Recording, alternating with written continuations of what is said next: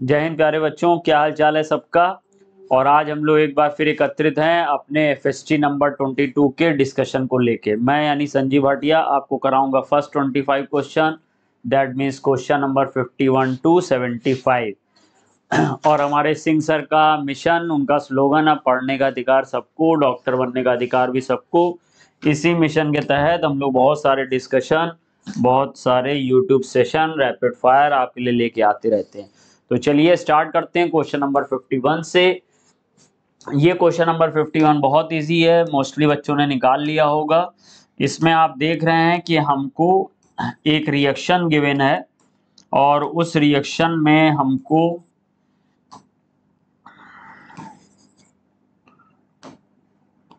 दो मिनट का समय दीजिएगा, कलम सेट कर लूं। जी, तो देखिए ये रिएक्शन दी हुई है N2 + 3H2 that gives 2NH3 और इसमें हमारे सारे रिएक्टेंट और प्रोडक्ट गैसियस स्टेट में है। और गैसियस स्टेट में आपने गैलुसक का लॉ पढ़ा हुआ है। अगर रिएक्टेंट और प्रोडक्ट गैसियस स्टेट में है तो जो उनका स्टाइकियोमेट्रिक कोफिशिएंट होता है, जो उनकी रिएक्शन में बैलेंसिंग नंबर होता है, वही वॉल्यूम का रेशियो होता है। जैसे यहाँ पे N2 आप देख रहे हैं, यहाँ पे 1 मोल है या 1 स्टाइकियोमेट्रिक नंबर है, यहाँ 3 है, यहाँ 2 है। इसका मीन्स हम लोग इसको ऐसे भी कह सकते हैं कि 1 mole nitrogen one react with 3 mole hydrogen, it give 2 mole of ammonia.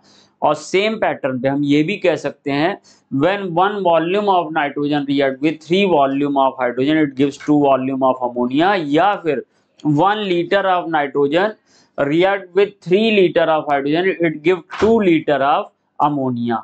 So यहाँ पर जो रेशियो है हमारा वॉल्यूम का, वो 1:3:2 है। ये रेशियो हमें किस लॉ के बारे में इंफॉर्मेशन दे रहा है? तो ये हमारा है गैलुसक लॉ के बारे में इंफॉर्मेशन। दैट मीन्स 51 का सेकेंड ऑप्शन सही होगा। अब जहां तक बात करें एवोगैड्रो लॉ की बात, तो एवोगैड्रो लॉ में यहां पर लिख के देता आपको कि अगर हम लोग 2 या 2 से ज्यादा गैसेस का सेम टेम्परेचर और प्रेशर पर इक्वल वॉल्यूम ले लेते हैं तो उनमें नंबर ऑफ मोल्स या नंबर ऑफ मॉलिक्यूल्स इक्वल होते हैं। ये एवोगैड्रो लॉ। फिर बात करते हैं लॉ ऑफ मल्टीपल प्रोपोर्शन के। तो मल्टीपल प्रोपोर्शन में बेटा क्या होता है कि 2 डिफरेंट एटम लीजिए, जैसे कि आपने लिया है नाइट्रोजन एंड ऑक्सीजन, और उनको मिलाइए तो उनसे 2 और मोर देन 2 टाइप्स के अगर डिफरेंट कंपाउंड्स बने, जैसे नाइट्रोजन ऑक्सीजन को मिलाया, नाइट्रोजन और ऑक्सीजन का एक कंपाउंड नाइट्रिक ऑक्साइड होता है, NO बन गया। एक नाइट्रोजन डाइऑक्साइड होता है, NO2 बन गया। तो ऐसे ही अगर 2 या 2 से ज्यादा डिफरेंट मॉलिक्यूल्स बन जाएं और उसमें एक एटम का आप वेट सेम कर दो, तो बाकी एटम के वेट में एक सिंपल रेशियो होता है। ये लॉ मल्टीपल प्रोपोर्शन है। और law of reciprocal proportion NCERT में गिवन नहीं है, तो उस पर हमें नहीं जाना। तो नेक्स्ट क्वेश्चन की तरफ चलते हैं। If the concentration of glucose, अच्छा भाई कंसंट्रेशन दिया गया है वो भी ग्राम पर लीटर में दिया गया है। दैट मीन्स यहाँ पर स्ट्रेंथ G/L दी गई है। अब स्ट्रेंथ G/L देखते हैं सर कितना दिया गया है। स्ट्रेंथ G/L मुझे गिवन है 0.9 ग्राम पर लीटर। ये मैंने नोट कर लिया। जो जो डेटा गिवन है पहले उसको नोट कर लेंगे, फिर उसका प्रॉपर एक इक्वेशन ढूंढेंगे, एक फॉर्मूला ढूंढेंगे, उसमें पुटअप करेंगे वैल्यूज, और जो अननोन वैल्यू होगी वो निकालने की कोशिश करेंगे। तो 0.9 ग्राम पर लीटर है। अब मुझे क्या चाहिए? मोलैरिटी चाहिए। मोलैरिटी, अब या तो देखो बच्चा तुमको इसका फॉर्मूला याद हो डायरेक्ट, और डायरेक्ट फॉर्मूला याद हो तो कर सकते हो। और डायरेक्ट फॉर्मूला क्या होता है? मोलैरिटी इक्वल टू होता है strength G/L upon molar mass या मॉलिक्यूलर वेट। मॉलिक्यूलर वेट, ये अगर आपको फॉर्मूला याद है तो आप डायरेक्ट निकाल लेंगे। अगर ये फॉर्मूला नहीं याद है तो आपको थोड़ी सी मेहनत करनी पड़ेगी फॉर्मूला ड्राइव करने में। तो जैसे हम लोग पहले देख लेते हैं, स्ट्रेंथ G/L कितना है? 0.9 है। और ग्लूकोज का मोलर मास 180 होता है, सब जानते हैं। तो जब 0.9 अपॉन 180 करोगे तो 5 × 10⁻³ मोलर आ जाएगा। 5 इंटू 10⁻³ मोलर को अगर डेसिमल फॉर्म में लिख लें तो 0.005 मोलर आ जाएगा। उसके हिसाब से अगर देखें तो हमारा ऑप्शन नंबर 4 सही हो जाएगा। अब अगर आप कहते हो कि सर मुझे ये वाला फॉर्मूला तो याद नहीं है डायरेक्ट, तो फिर क्या तरीका है? तो जो आपको फॉर्मूला याद है उससे चलो करते हैं। तो मेथड नंबर सेकंड में अगर हम लोग आ जाएं, तो मेथड नंबर सेकंड में आप देखो यहाँ पे स्ट्रेंथ G/L दिया है, 0.9 ग्राम पर लीटर दिया है। तो इसका मीन्स वेट कितना है? वेट सोचो कितना, अरे भैया ग्राम में वेट होता है, तो वेट दिया है 0.9 ग्राम, और पर लीटर यानी वॉल्यूम दिया है 1 लीटर, वॉल्यूम 1 लीटर दिया, या 1000 ml मान सकते हो, 1000 cc बोल सकते हो।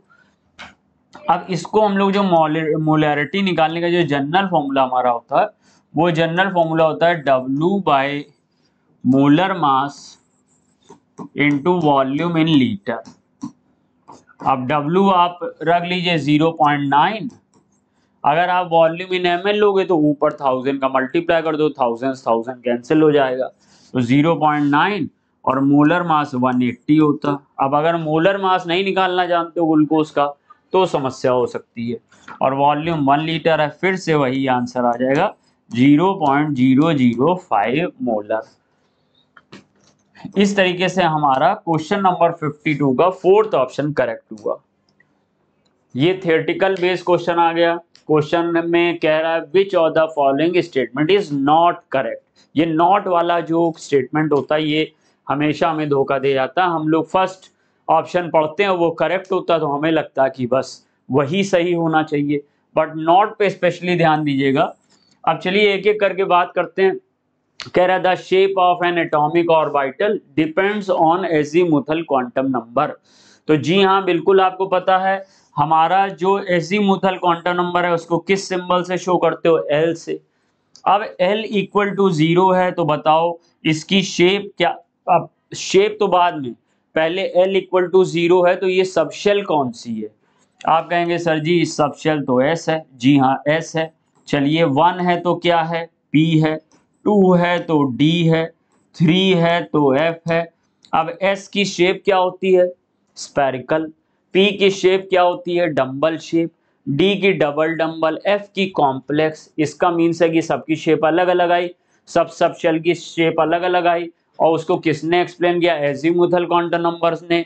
तो ये स्टेटमेंट तो सही है, बट मुझे तो इनकरेक्ट चाहिए, इसलिए मैं यहाँ पे तो सही लगा ले रहा हूँ, लेकिन ऑप्शन नहीं सही मानूंगा, OMR नहीं करूंगा इसकी। Orientation of atomic orbital is given by magnetic quantum number, बिल्कुल थ्योरेटिकल बात है। ओरिएंटेशन मींस एक्स एक्सिस पे है या वाई एक्सिस पे है। भाई पी डंबल शेप तो है, बट पी एक्स है कि पी वाई है कि पी जेड है, ये भी सही है।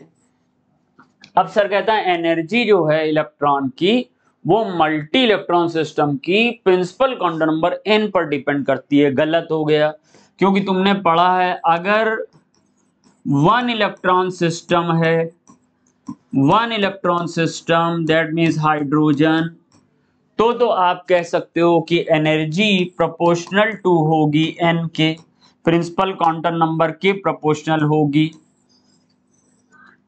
लेकिन अगर मल्टी इलेक्ट्रॉन सिस्टम है, फॉर मल्टी इलेक्ट्रॉन सिस्टम, तो उस समय सब लोग जानते हैं कि एनर्जी डिपेंड करती है n+l के ऊपर। एनर्जी प्रोपोर्शनल होती है n+l के, जिसका n+l वैल्यू ज्यादा है उसी की एनर्जी ज्यादा होगी। और अगर n+l का वैल्यू सेम आ जाए दो सबशेल्स के लिए, फिर हम देखेंगे कि जिसका n वैल्यू ज्यादा हो उसकी एनर्जी ज्यादा होगी।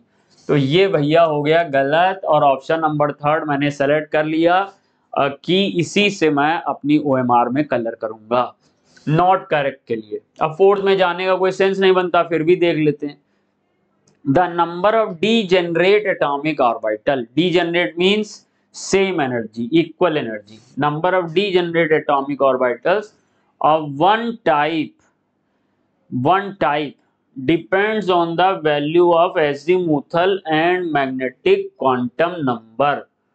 अच्छा भाई, पहली नजर में देखने में तो ये भी गलत लग रहा है, क्योंकि हम लोग ये कहेंगे कि जैसे हमारी एजीमुथल क्वांटम नंबर L है, तो इसकी ऑर्बिटल 1 होती है, तो 1 ऑर्बिटल है, इसमें तो डीजेनरेट ऑर्बिटल होने का सेंस नहीं है। जो हमारा P है इसकी 3 ऑर्बिटल होती है और Px, Py, Pz उनकी एनर्जी सेम होती है।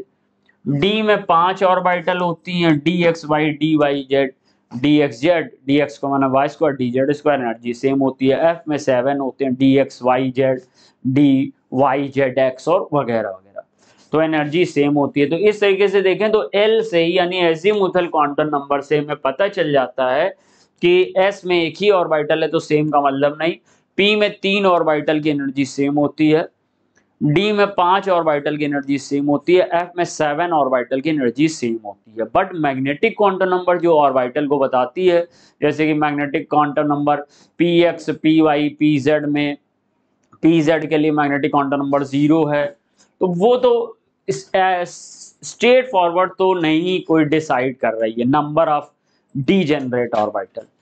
बट तुमने कॉम्प्लेक्स कंपाउंड में पढ़ा होगा कि जैसे कोई डी ब्लॉक का आयन है और उसकी जो डी ऑर्बिटल है, लीगेंड आए नहीं तो 5 डी ऑर्बिटल उनकी एनर्जी सेम है, बट जैसे लीगेंड आ गया, स्प्लिटिंग हो गई, मान लो ऑक्टाहेड्रल कॉम्प्लेक्स बनने जा रहा है, तो 3 ऑर्बिटल की एनर्जी कम हो गई, 2 ऑर्बिटल की एनर्जी ज्यादा हो गई, उस समय डी जनरेट ऑर्बिटल लीगेंड की प्रेजेंस में मैग्नेटिक क्वांटम नंबर से डिसाइड होगी।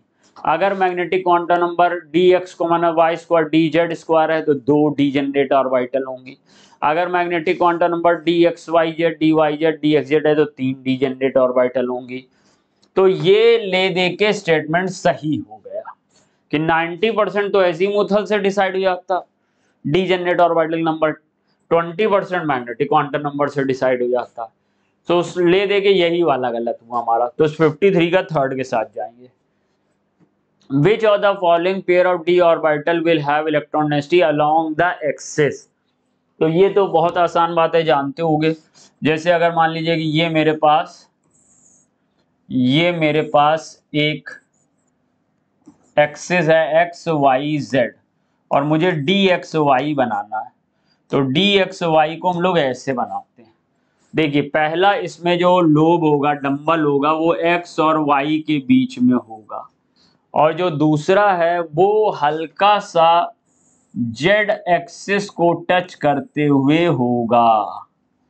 अगर हम एक्स एक्सिस को हटा, जेड एक्सिस को हटा दें, जेड एक्सिस को अगर हम हटा दें तो देखिए ये ऐसी ऑर्बिटल आ जाएगी, ये डी एक्स वाई है, यानी कि एक्सिस के ऊपर इलेक्ट्रॉन डेंसिटी नहीं है, एक्सिस के बीच में जो प्लेन है वहां इलेक्ट्रॉन डेंसिटी है। तो एक्स वाई में इलेक्ट्रॉन डेंसिटी एक्सिस के बीच के प्लेन्स पर होती है, एक्सिस पर नहीं होती है। ये पूछ रहा है कि किस जोड़े में इलेक्ट्रॉन डेंसिटी एक्सिस पर ही होती है, तो उसके लिए ध्यान दो, उसके लिए तुम ये पढ़ोगे, मान लो ये एक्स एक्सिस है, ये वाई एक्सिस है, और D X square minus Y square का फिगर आपने एनसीईआरटी में देखा होगा। तो इसमें जो इलेक्ट्रॉन लोब है ये यहां पर होता है,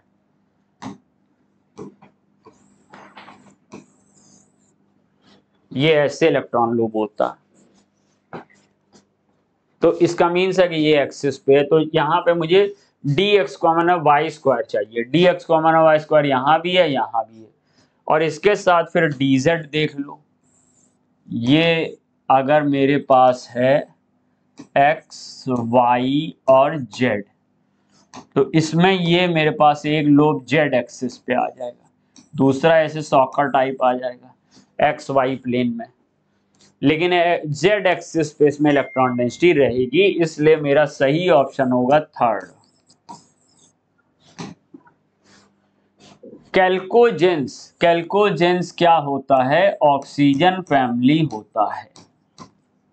जैसे हेलोजन ग्रुप 17 होता है, ऐसे ही कैल्कोजेंस हमारा ग्रुप 16 होता है, और ग्रुप 16 का जो जनरल कॉन्फ़िगरेशन होता है वो NH2 NP4 होता है। कैसे? जैसे ऑक्सीजन है, ऑक्सीजन का एटॉमिक नंबर 8 होता है, तो 1s2 2s2 2p4। देखो भाई, तो इसके लास्ट में हमको क्या मिल जाएगा,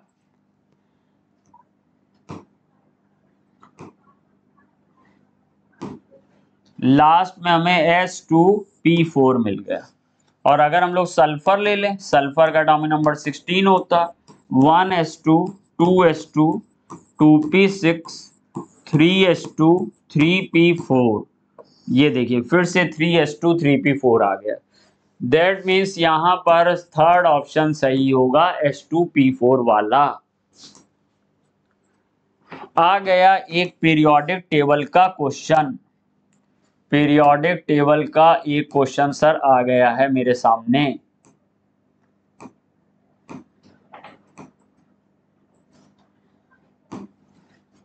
और पीरियोडिक टेबल में कह रहा है कि विच of the following is not correctly matched with their IUPAC name. कौन जो है सही मैच नहीं है IUPAC नेम के हिसाब से।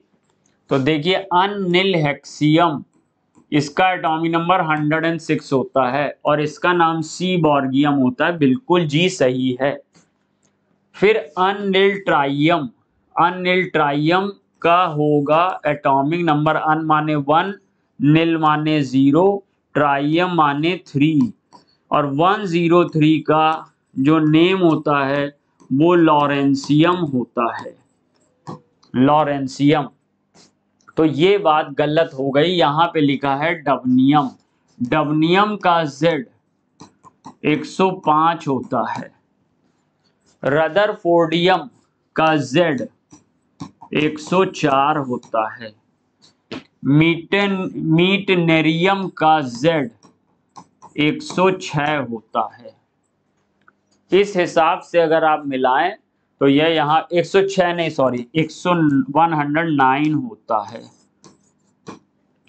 तो ये देखो अन 1 निल 0 इन यम यानी 109, 104 104 ये सही हो गया, 109 सही हो गया, यानी कि सेकंड वाला छोड़ के बाकी सब सही मैच कर रहे हैं। तो 56 का सेकंड ऑप्शन हम लोग करेंगे। नेक्स्ट पे आते हैं। Next question, polarising action of Cd2+ on an ion is stronger than Ca2+। ये बिल्कुल सही बात है कि जो हमारे S ब्लॉक के कैटायन होते हैं उनमें आयनिक करैक्टर ज्यादा होता है, और D ब्लॉक के ऐसे कैटायन जिनके पास D10 होता है उनका कोवैलेंट करैक्टर ज्यादा होता है। जो D10 कॉन्फ़िगरेशन होता है उसको हम लोग स्यूडो इनर्ट कॉन्फ़िगरेशन कहते हैं। क्या कहते हैं? Pseudo inert configuration. और जो हमारा S ब्लॉक के जो आयंस होते हैं उनके वैलेंस शेल में 8 इलेक्ट्रॉन होता है और उनको हम लोग कहते हैं इनर्ट कॉन्फ़िगरेशन। S ब्लॉक वालों के आयन के वैलेंस शेल में S2P6 कॉन्फ़िगरेशन होता है, और D ब्लॉक वालों के में जिसमें D10 होता है उसका S2P6 D10 यानी लास्ट में 18 होता है कॉन्फ़िगरेशन। तो ये कह रहा है the calcium ion have noble gas electronic configuration, noble gas electronic configuration that means NH2NP6 होना, ये आयनिक करैक्टर बढ़ाता है। और Cd2+ ion has 18 electron configuration in outermost shell, या इसका कॉन्फ़िगरेशन NH2NP6, इसका कॉन्फ़िगरेशन ये देख लो लास्ट में होगा ND10, यानी कि टोटल इलेक्ट्रॉन होंगे 18, S के 2, P के 6, D के 10, टोटल इलेक्ट्रॉन होंगे 18, इसलिए ये ऑप्शन करेक्ट होगा। The charges of ion are same, तो ये तो कोई बात ही नहीं है, चार्जेस ऑफ आयन सेम है तो भैया एक क्यों ज्यादा स्ट्रॉन्गर होगा दूसरा क्यों वीकर होगा। The radii are almost same, ये बात भी सही है, रेडियाई सेम तो होती है बट रेडियाई सेम है तो क्यों फिर ऐसा हो रहा। और थर्ड ही हमारा एक बच रहा, ऑल ऑफ द करेक्ट नहीं हो सकता है, तो थर्ड ऑप्शन होगा। इसी से मिलता जुलता क्वेश्चन बता दे रहा हूं, पूछता है ऐसे KCl और CuCl में, KCl और CuCl में हमसे पूछता है कौन ज्यादा आयनिक है और कौन ज्यादा कोवेलेंट है। तो देखिए यहाँ पर Cl Cl सेम है। अब KCl में K प्लस आयन है, CuCl में Cu प्लस आयन है। K प्लस के पास हमारे पास K प्लस के पास इलेक्ट्रॉन होते हैं 18, तो इसका कॉन्फ़िगरेशन होता है 288, 3 शेल हैं। और Cu के पास होते हैं 28, तो 2818। अब इसके पास भी 3 शेल है, इसके पास भी 3 शेल है, साइज लगभग बराबर है। साइज से फैसला हो नहीं पा रहा, चार्ज से फैसला हो नहीं पा रहा। तो ये जिसके लास्ट शेल में 8 है उसको कहेंगे इनर्ट कॉन्फ़िगरेशन, जिसके लास्ट में 18 है उसको कहेंगे स्यूडो इनर्ट कॉन्फ़िगरेशन।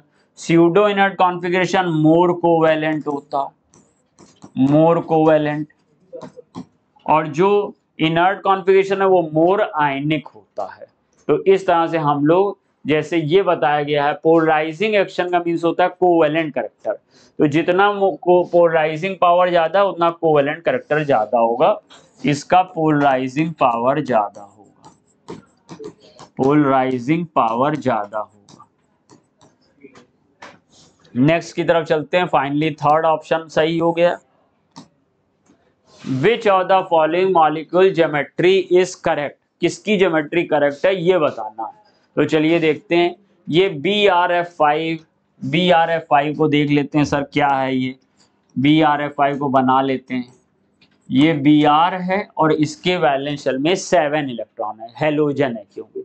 तो 7 इलेक्ट्रॉन है, तो हम लोग ने इसको क्या कर दिया है, 5F इसके पास है, तो ऐसे बना लिया। 2F तो यहां पर जुड़ जाएंगे,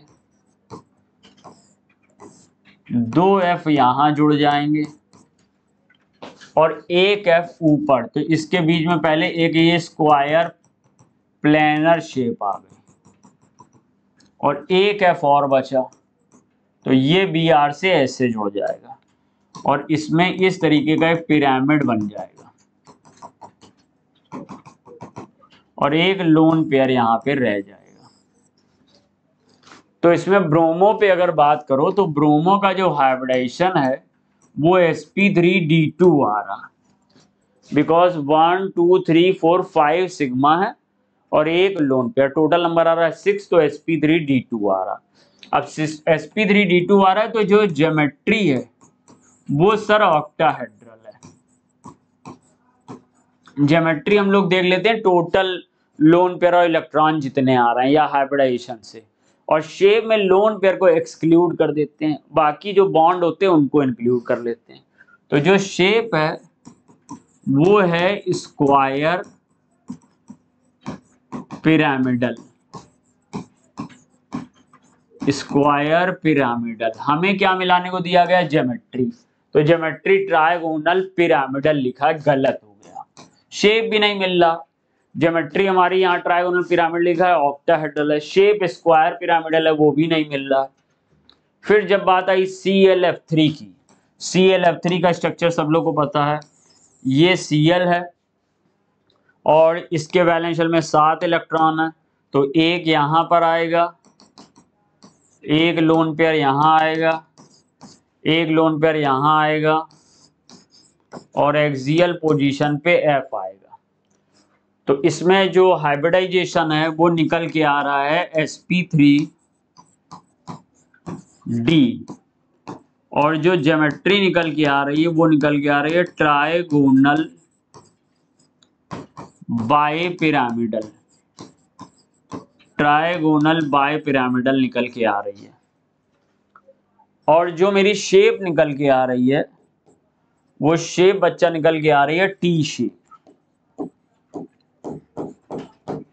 तो अगर यहाँ पे शेप पूछा होता तो ये बात सही हो जाती, लेकिन यहाँ पर तो ज्योमेट्री पूछा, ज्योमेट्री ट्रायगोनल बाइपिरामिडल है, यहाँ ज्योमेट्री टी शेप दी है, तो मुझे लग रहा कोई डाउट है, आगे देख लेते हैं। हाँ, अगर आगे कोई भी नहीं मैच किया तो हम संदेह का लाभ देते हुए सेकंड ऑप्शन को कर लेंगे।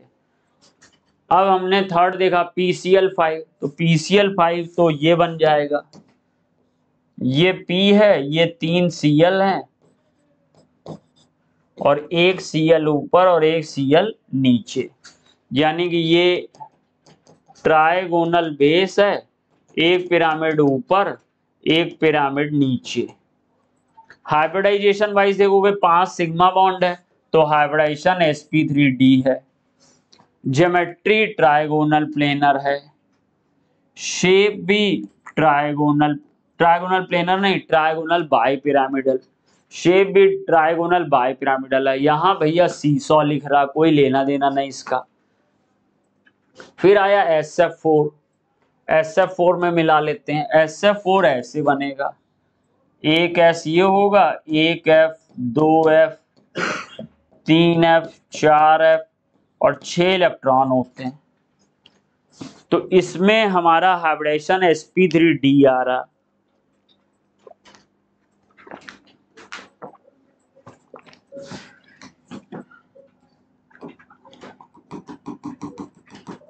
हाइब्रिडेशन sp3d आ रहा। ज्योमेट्री आ रही है ट्राइगोनल बाय पिरामिडल, तो ज्योमेट्री ट्राइगोनल बाय पिरामिडल दी हुई है। शेप सीसॉ है, शेप इसकी सीसॉ है, तो यहां पर ट्राइगोनल बाय पिरामिडल लिखा हुआ। अब अगर मुझे यहाँ पे आप कहेंगे कि सर यहाँ पे अगर शेप होता तो हम लोग क्या सही करते, तो फिर हमारा ये टी शेप मैच हो जाता। तो ज्योमेट्री के पॉइंट ऑफ से हमने 4th किया है।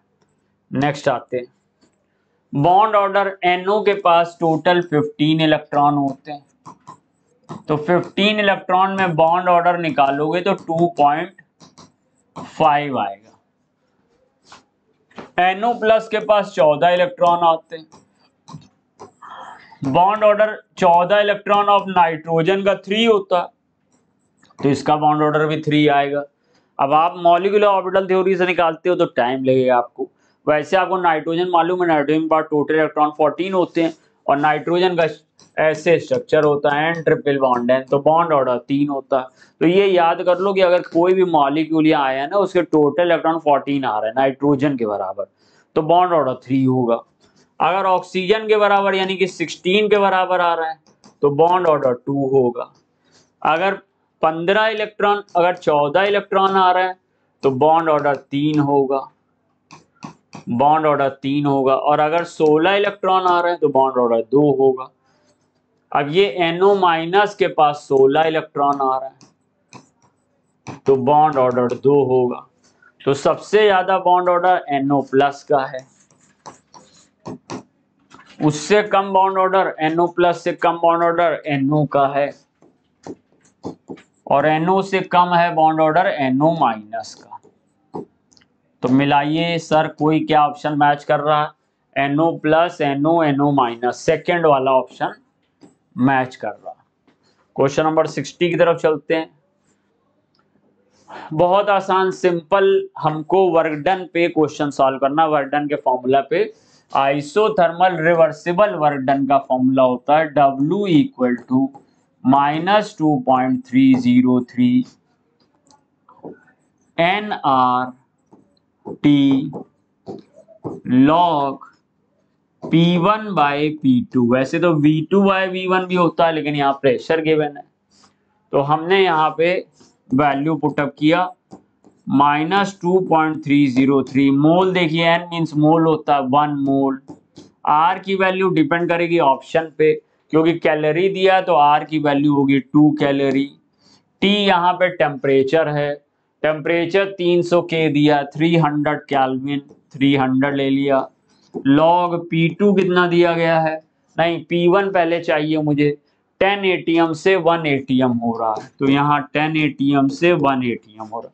log 10 इक्वल टू 1 हो जाएगा, मल्टीप्लाई कर दीजिए, यहाँ पर 2 3 जा 6 कर दीजिए और 6 को इसमें मल्टीप्लाई, 6 3 जा 18, 6 3 जा 18, 6 2 जा 12, 13 और 2 0 ले आइए इसके वाले, और डेसिमल 1 2 3 1 2 3, तो 1381 निगेटिव का आ रहा है 0.8, एग्जैक्टली मैच कर गया भाई, बहुत बढ़िया। तो ये मुझे थर्ड वाला एग्जैक्टली मैच कर गया, और 60 का थर्ड हो गया। 61 में ये एक रिएक्शन दी गई है और इस रिएक्शन में डेल्टा H और डेल्टा S बताया गया, और मुझसे कह रहा है calculate the temperature at which गिव्स energy change is equal to 0। तो ठीक है, डेल्टा जी दिया है, डेल्टा एच दिया है। ये एक फॉर्मूला होता है, delta G equal to delta H minus T delta S. Delta G मेरे से 0 मांग रहा है तो 0 कर दिया। डेल्टा एच मुझे माइनस 95.4 किलो जूल दे रहा, वैल्यू रख दी। माइनस टी मुझे निकालने को बोल रहा है और एस मुझको दे रहा 198.3 जूल दे रहा, लेकिन मुझे क्वेश्चन किलो जूल में चेक करना है, इसलिए 10 टू दी। अब जिन्होंने ये किलो जूल कन्वर्ट नहीं किया उनके लिए प्रॉब्लम यहाँ पे क्रिएट हो जाएगी। अब मुझे यहाँ पर जाना है सॉल्व करने के लिए, क्या करें, ये 10 टू दी पावर -3 है तो ये 10-3 यहाँ आ जाएगा तो 0.198 आ जाएगा। तो हम लोग कह देंगे 0.198 T equal to -95.4 kilo joule. तो टी इक्वल टू आ जाएगा -95.4 अपॉन 0.198। कैलकुलेटर की हेल्प ली, 95.4 और डिवाइडेड बाय 0.198 तो ये आ गया 481.81 481.81। तो अब यहाँ पे 481 दो जगह आ रहा है, -481 + 481, तो निश्चित ही -481 तो कोई सेंस नहीं है आएगा आंसर। तो या तो मुझे लगता है कि यहाँ पे प्लस होना चाहिए, ये प्लस हो जाएगा तो हमारा काम बन जाएगा और +481 आ जाएगा और आंसर हम लोग कर देंगे फर्स्ट। तो देखिएगा अब यहाँ पे ये करेक्शन है। फिर हमारे पास the value of Kc is 81 at 800 के temperature of the equation N2 + 3H2 this gives 2NH3। ठीक है, ये एक रिएक्शन दी हुई है और इसका मुझे गिवन है N2 + 3H2 2NH3 का K गिवन है कितना 81 K गिवन है और मुझसे Kc इस इक्वेशन के लिए मांग रहा है, तो मैं इस इक्वेशन को चेंज करके इसमें लाऊंगा। तो इसमें देखो पहला चेंज क्या करो, मुझे इस इक्वेशन में 1 अमोनिया चाहिए, यहाँ 2 अमोनिया है। अगर मैं इसको रिएक्शन नंबर 1 मान लूं तो यहाँ पे मैं लिख सकता हूं रिएक्शन 1 डिवाइडेड बाय 2। अब रिएक्शन 1 को 2 से डिवाइड करो तो मुझे क्या मिल जाएगी reaction 1/2 N2 + 3/2 H2 this gives 2/2 यानी कि 1 NH3। अब इसके लिए जो K डैश आएगा वो पहले वाले K के ऊपर पावर 1/2 आ जाएगा। तो हमने यहाँ पे ले लिया 81 की पावर 1/2 और 9 9 से 81 होता तो आ गया 9 या 81 का अंडर रूट ले लें तो ये हमारे पास 9 की पावर 2 ऐसे भी लिख सकते हो, 9 की पावर 2 इंटू 1/2। 9 9 से 81 होता तो ये आ गया मेरा 9।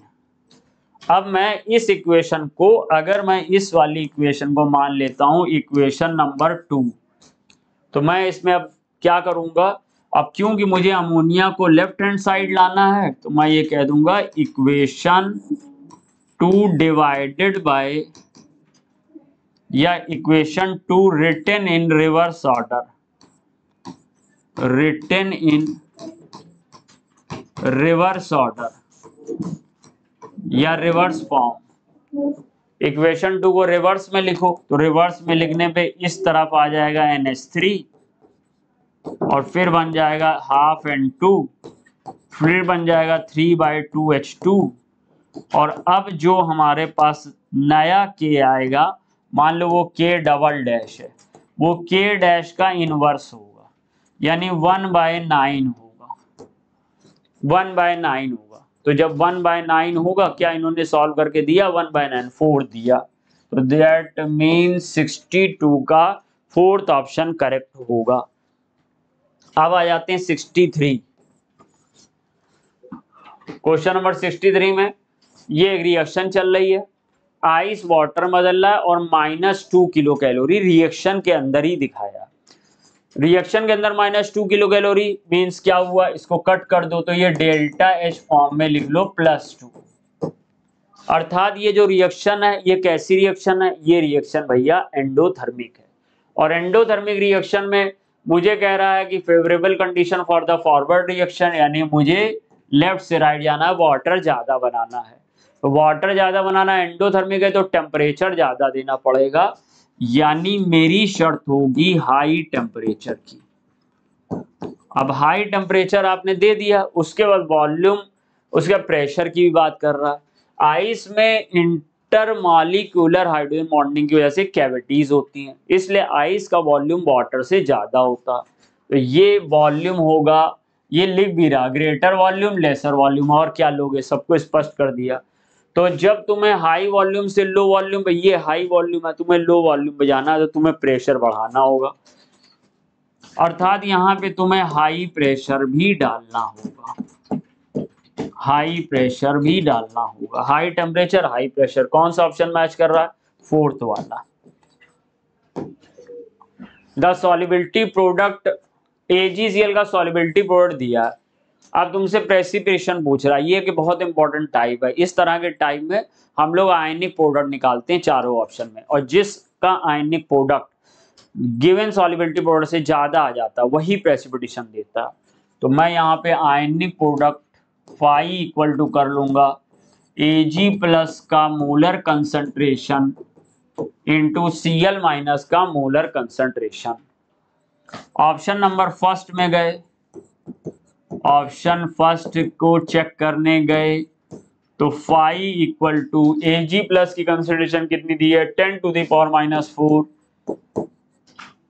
लेकिन क्योंकि इन्होंने इक्वल वॉल्यूम सॉल्यूशन का मिलाया है, जब कभी आप दो चीजों का इक्वल वॉल्यूम मिलाते हो तो तब वॉल्यूम डबल हो जाता है।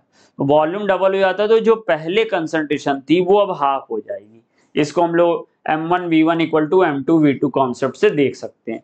M1 पहले आपको मान लो दी गई है X और V1 है V। अब आपको M2 निकालना है, अब V1 हो गया 2V, तो 2V और V कैंसिल होगा तो X/2 आ जाएगा। तो यहाँ 10⁻⁴/2 करेंगे, मल्टीप्लाई बाय 10⁻⁴/2। इस तरह से मुझे मिल जाएगा 0.25 इंटू 10⁻⁸। यहाँ पे 1.8 इंटू 10⁻⁻10 है, यानी ये मेरा काफी ज्यादा है। आयनिक प्रोडक्ट मेरा ज्यादा हो गया है सॉल्युबिलिटी प्रोडक्ट से, यानी प्रेसिपिटेशन तय है। फर्स्ट ऑप्शन होना चाहिए। फिर भी आप चाहें तो बाकी के ऑप्शन भी चेक कर सकते हैं। तो ऑप्शन नंबर सेकंड चेक कर लेते हैं। ऑप्शन सेकंड, Ag+ कितना है? 10⁻⁷/2। Cl- कितना है? 10⁻⁷/2। 0.25 इंटू 10⁻⁻14, ये 10⁻⁻14 10-10 से कम है। जब कभी आयनिक प्रोडक्ट सॉल्युबिलिटी प्रोडक्ट से कम होता है तो प्रेसिपिटेशन नहीं होता, सॉल्यूशन बना रहता है, और आयनिक प्रोडक्ट सॉल्युबिलिटी प्रोडक्ट से ज्यादा होता है तो प्रेसिपिटेशन हो जाता है। ऐसे ही आप इसमें देखो, ये 10⁻⁻10 10⁻⁻10 10⁻⁵ 10⁻10 हो जाएगा 0.25 इंटू 10⁻⁻10, और ये 1.8 इंटू 10⁻10 है, यानी 0.25 कम है इससे 1.8 से, फिर से नहीं प्रेसिपिटेशन हो पाएगा। ये तो बहुत ही आगे निकल गया, 10⁻⁻20 हो जाएगा। इसलिए ले देंगे ऑप्शन नंबर फर्स्ट सही हो रहा। ये मुझे दिया गया है सोडियम एसीटेट और एसिटिक एसिड, यानी बफर बना रहा, और एसिटिक एसिड है तो एसिडिक बफर है। एसिडिक बफर का फॉर्मूला आपको पता है, pH equal to pKa plus log salt का एक्टिव मास अपॉन एसिड का एक्टिव मास, सॉल्ट का एक्टिव मास अपॉन एसिड का एक्टिव मास। तो मुझे क्या करना होगा, इसमें pH मुझे निकालना है, pKa मुझे दिया है 4.57 प्लस लॉग, ये वॉल्यूम भी दिया है 50 ml ईच, तो वॉल्यूम का इसमें मल्टीप्लाई कर दो और अपॉन 100 कर दो, इसमें भी वॉल्यूम का multiply upon 100, volume volume cut जाएगा क्योंकि सेम है, जब सेम वॉल्यूम दिया होता तो उसको कंसीडर नहीं करेंगे, कैंसिल हो जाएगा। तो मुझे सॉल्ट सोडियम एसिडेट 0.10 दिया गया और ये दिया गया 0.01, यानी जब सॉल्व करने जाओगे तो log 10 आएगा, log 10 1 आ जाएगा, 1 इसमें ऐड हो जाएगा, तो 5.57 सीधा सीधा pH दिखाई दे रहा है। फोर्थ ऑप्शन सही होना चाहिए। डिसप्रपोर्शनेशन रिएक्शन मींस होता है ऑक्सीडेशन नंबर का इंक्रीजमेंट भी हो, ऑक्सीडेशन नंबर का डिक्रीजमेंट भी हो सेम एटम का।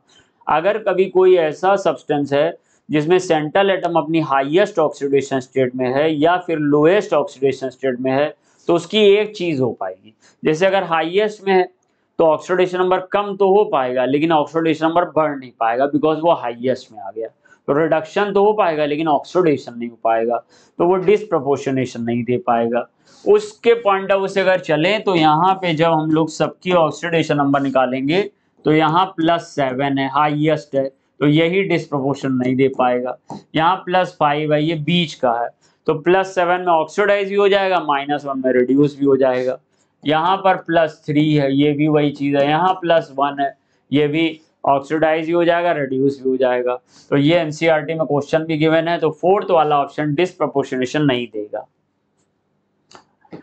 आईयूपीएसी नेमिंग करनी है, जब एरोमेटिक कंपाउंड की हम लोग आईयूपीएसी नेमिंग करते हैं तो ये बात ध्यान रखते हैं, या तो रिंग के ऊपर कोई बड़ा फंक्शन ग्रुप हो जैसे OH, CHO, COH, तो हम लोग वहां उस फंक्शन ग्रुप के कार्बन से नंबरिंग करते हैं। लेकिन अगर कोई छोटा जो सब्स्टिट्यूएंट होता है जैसे एल्काइल ग्रुप है, हेलो ग्रुप है, नाइट्रो ग्रुप है, इन सब ग्रुप के लगे रहने पर हम लोग नंबरिंग वहां से करते हैं जहां से लोएस्ट लोकेंट सेट प्राप्त हो। तो लोएस्ट लोकेंट सेट प्राप्त करने के लिए देखिए यहाँ 4 पहले आ गया, 1 3 बाद में आइए तो हो नहीं सकता, यहाँ 1 पहले आया फिर 2 4 आया, ठीक है ये हो सकता था, यहाँ पर 2 1 5 ये भी नहीं, 6 1 3, या अगर हम लोग कहते कि इसमें हमारा बन रहा था 1 2 5, इसमें बन रहा था 1 2 4, इसमें बन रहा था 1 3 6, सारे चीजें निकालने के बाद सेकंड ऑप्शन सही हो रहा। या फिर यहां से देखो, यहां से नंबरिंग करो 1 2 3 4, तो जो लोकेंट सेट आ रहा वो ये आ रहा, 1 पे आ रहा है इस साइड चेन, 2 पे आ रही है, 4 पे आ रही है। अगर हमने नंबरिंग यहां से की होती तो 1 पे होता ग्रुप, फिर 3 पर होता, फिर 4 पे होता, 1 1 तो ठीक है, ये 2 3 में 2 जीत रहा है तो ये कैंसिल हो गया। और अगर यहां से नंबरिंग कर चुके, यहां से कर चुके, NO2 से करो मान लो, तो 1 और फिर 2 और फिर 3 4 5, फिर 5 आता, तो 4 5 में 5 हार जाता। इसलिए ले दे के जो नंबरिंग सही होनी है वो सही नंबरिंग ये है, यहाँ पे 1 2 3 4, तो 1 पे क्लोरो है, 2 4 पे डाई नाइट्रो, क्लोरो का C पहले आता, इसलिए नेमिंग हम लोग ऐसे करेंगे, 1 पे क्लोरो पहले, फिर 2,4 डाई नाइट्रो और बेंजीन, तो सेकंड ऑप्शन मैच कर रहा।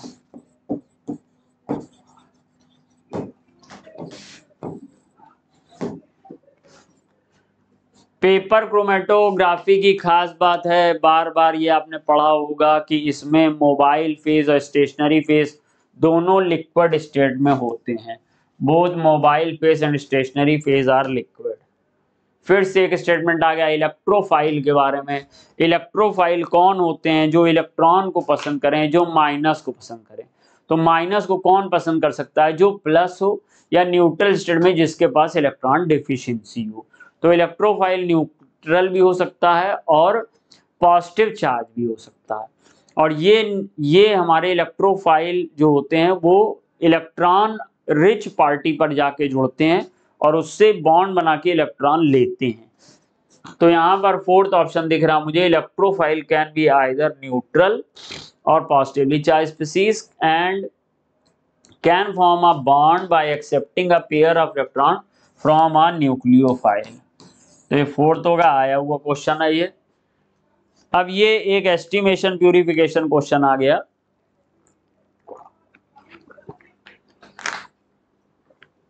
फास्फोरस का परसेंटेज निकालने का फॉर्मूला आपने पढ़ा है। इस फॉर्मूले में देखो दो फास्फोरस, एक फास्फोरस 31 का होता है, दो फास्फोरस 62 का, तो 62 ऊपर आ गया। फिर मोलर मास Mg2P2O7 का निकालोगे, मैग्नीशियम पायरोफॉस्फेट का। मोलर मास जब निकालोगे मैग्नीशियम पायरोफॉस्फेट का, तो Mg का 12 × 2 24 आ जाएगा, P का 62 आ जाएगा, O का 16 × 7, टोटल करोगे तो 222 आएगा। और 222 आने के बाद फिर हम लोग यहाँ पर वेट रखेंगे। वेट किसका रखेंगे? Mg2P2O7 का 100 से मल्टीप्लाई करेंगे और वेट रखेंगे ऑर्गेनिक कंपाउंड का। रखिए वैल्यू, सॉल्व करिए, आपको निकालना है 62/222 वेट ऑफ Mg2P2O7 कितना दिया गया? बहुत आसान दे दिया गया, 0.22 दे दिया गया। ऑर्गेनिक कंपाउंड का 0.12 दे दिया गया इंटू 100। नहीं भाई, 22 का 222 में डायरेक्ट नहीं कैंसिल होगा, तो इसको हम लोग ऐसे कर लें, डेसिमल हटेगा किसी से, डेसिमल इससे हटा दिया। और ये हम लोग 2 1 2 2 1 2 2 1 2 2 1 2 2 1 2, तो 11 × 62 × 100 बाय 111 एंड 12। और कहीं कुछ कैंसिल हो रहा? ये 4 से कैंसिल हो जाएगा, तो इजी कर लेते हैं। 4 1 4 एंड 4 3 12 और 4 3 12। अब देख लेते हैं,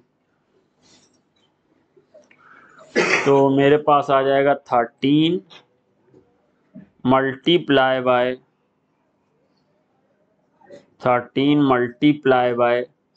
11 multiply by 100 divide by 111 divide by 3, 42.94। कोई नहीं आ रहा, फिर से मिलाते हैं, कोई मिस्टेक ना हो गया हो। पूरा ले लेते हैं, 62 × 0.22 × 100 divided by 222 divided by 0.12, 51.2 match हो रहा, 51.2 सेकेंड। तो ये जो हम लोग ने इसको कटिंग की है वो हटा दे रहे हैं, और मुझे मिल गया यहाँ पे 51.20%। डिहाइड्रेशन कराना है इसमें, चलिए कराते हैं डिहाइड्रेशन इस रिएक्शन में। तो डिहाइड्रेशन कराना है, अपने आप फिर H2SO4 ले आओ, H2SO4 H+ देगा, और ये जो H+ है ये इसके इलेक्ट्रॉन से इन्फ्लुएंस हो जाएगा। तो जब इसके इलेक्ट्रॉन से इन्फ्लुएंस हो जाएगा तो यहाँ पे वाटर रिप्लेस हो जाएगा। मैं पूरी मैग्नेटिज्म नहीं दिखा रहा हूँ, शॉर्ट में दिखा रहा हूँ। तो यहाँ C2H5 C2H5 CH plus CH3, ये आ जाएगा। ये OH यहां से हटा दीजिए और ये H आ गया, तो वाटर निकल गया। अब ये जो हमको मिला है इसमें हम लोग समझ रहे हैं कि ये 2 डिग्री कार्बोकैटायन है।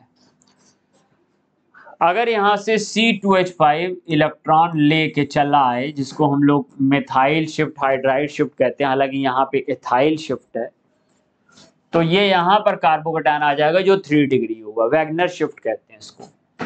तो वैगनर शिफ्ट में मुझे मिल जाएगा C2H5 कार्बन यहाँ पे, फिर C2H5 और ये कार्बोकैटायन बन जाएगा। और ये मेरा जो CH है, इस CH पे एक CH3 जो था वो तो बना ही रहेगा, और ये C2H5 इस पे जाके जुड़ जाएगा।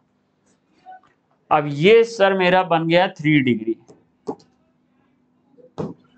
और 3 डिग्री मोर स्टेबल होता है इन कंपैरिजन टू 2 डिग्री। अब यहाँ पर मुझे H निकालना है और पाई बॉन्ड इंट्रोड्यूस करना है। तो H यहाँ पर कार्बन के पास जाएंगे, तो यहाँ कार्बन के पास 2 H है, यहाँ कार्बन के पास 1 H है, तो सेटजेव रूल के अकॉर्डिंग ये वाला कार्बन H निकालेगा। सेटजेव रूल भी लगेगा यहाँ पे। तो मुझे क्या मिल जाएगा, ये C2H5 C2H5 double bond C CH3 C2H5। क्या कोई ऐसा ऑप्शन मैच कर रहा है? यहां पर तो देखो कॉर्नर पे C डबल बॉन्ड आ गया, यहाँ कॉर्नर पे नहीं है। इसमें देखो CH3 है, C है, C2H5 है, डबल बॉन्ड है, C है, और C2H5 का होल ट्वाइस है। ये सही है। ये C2H5 को हम लोग ऐसे लिख लें, होल ट्वाइस, और ये एक C पे जुड़ा हुआ है। फिर यहाँ पे डबल बॉन्ड आ जाए, और डबल बॉन्ड आने के बाद जो C है उसका CH3 ऐसे ब्रैकेट में दिखा दो, और इसमें C2H5 दिखा दो। तो यही सेम चीज है। तो थर्ड ऑप्शन मुझे लगता है मैच करना चाहिए। 72, बहुत आसान रिएक्शन। कैल्शियम कार्बाइड की वाटर से रिएक्शन करेंगे, एथाइन या एसिटिलीन बन जाएगा। रेड हॉट ट्यूब पे लेके जाएंगे आयरन की, तो मुझे मिल जाएगा बेंजीन C6H6।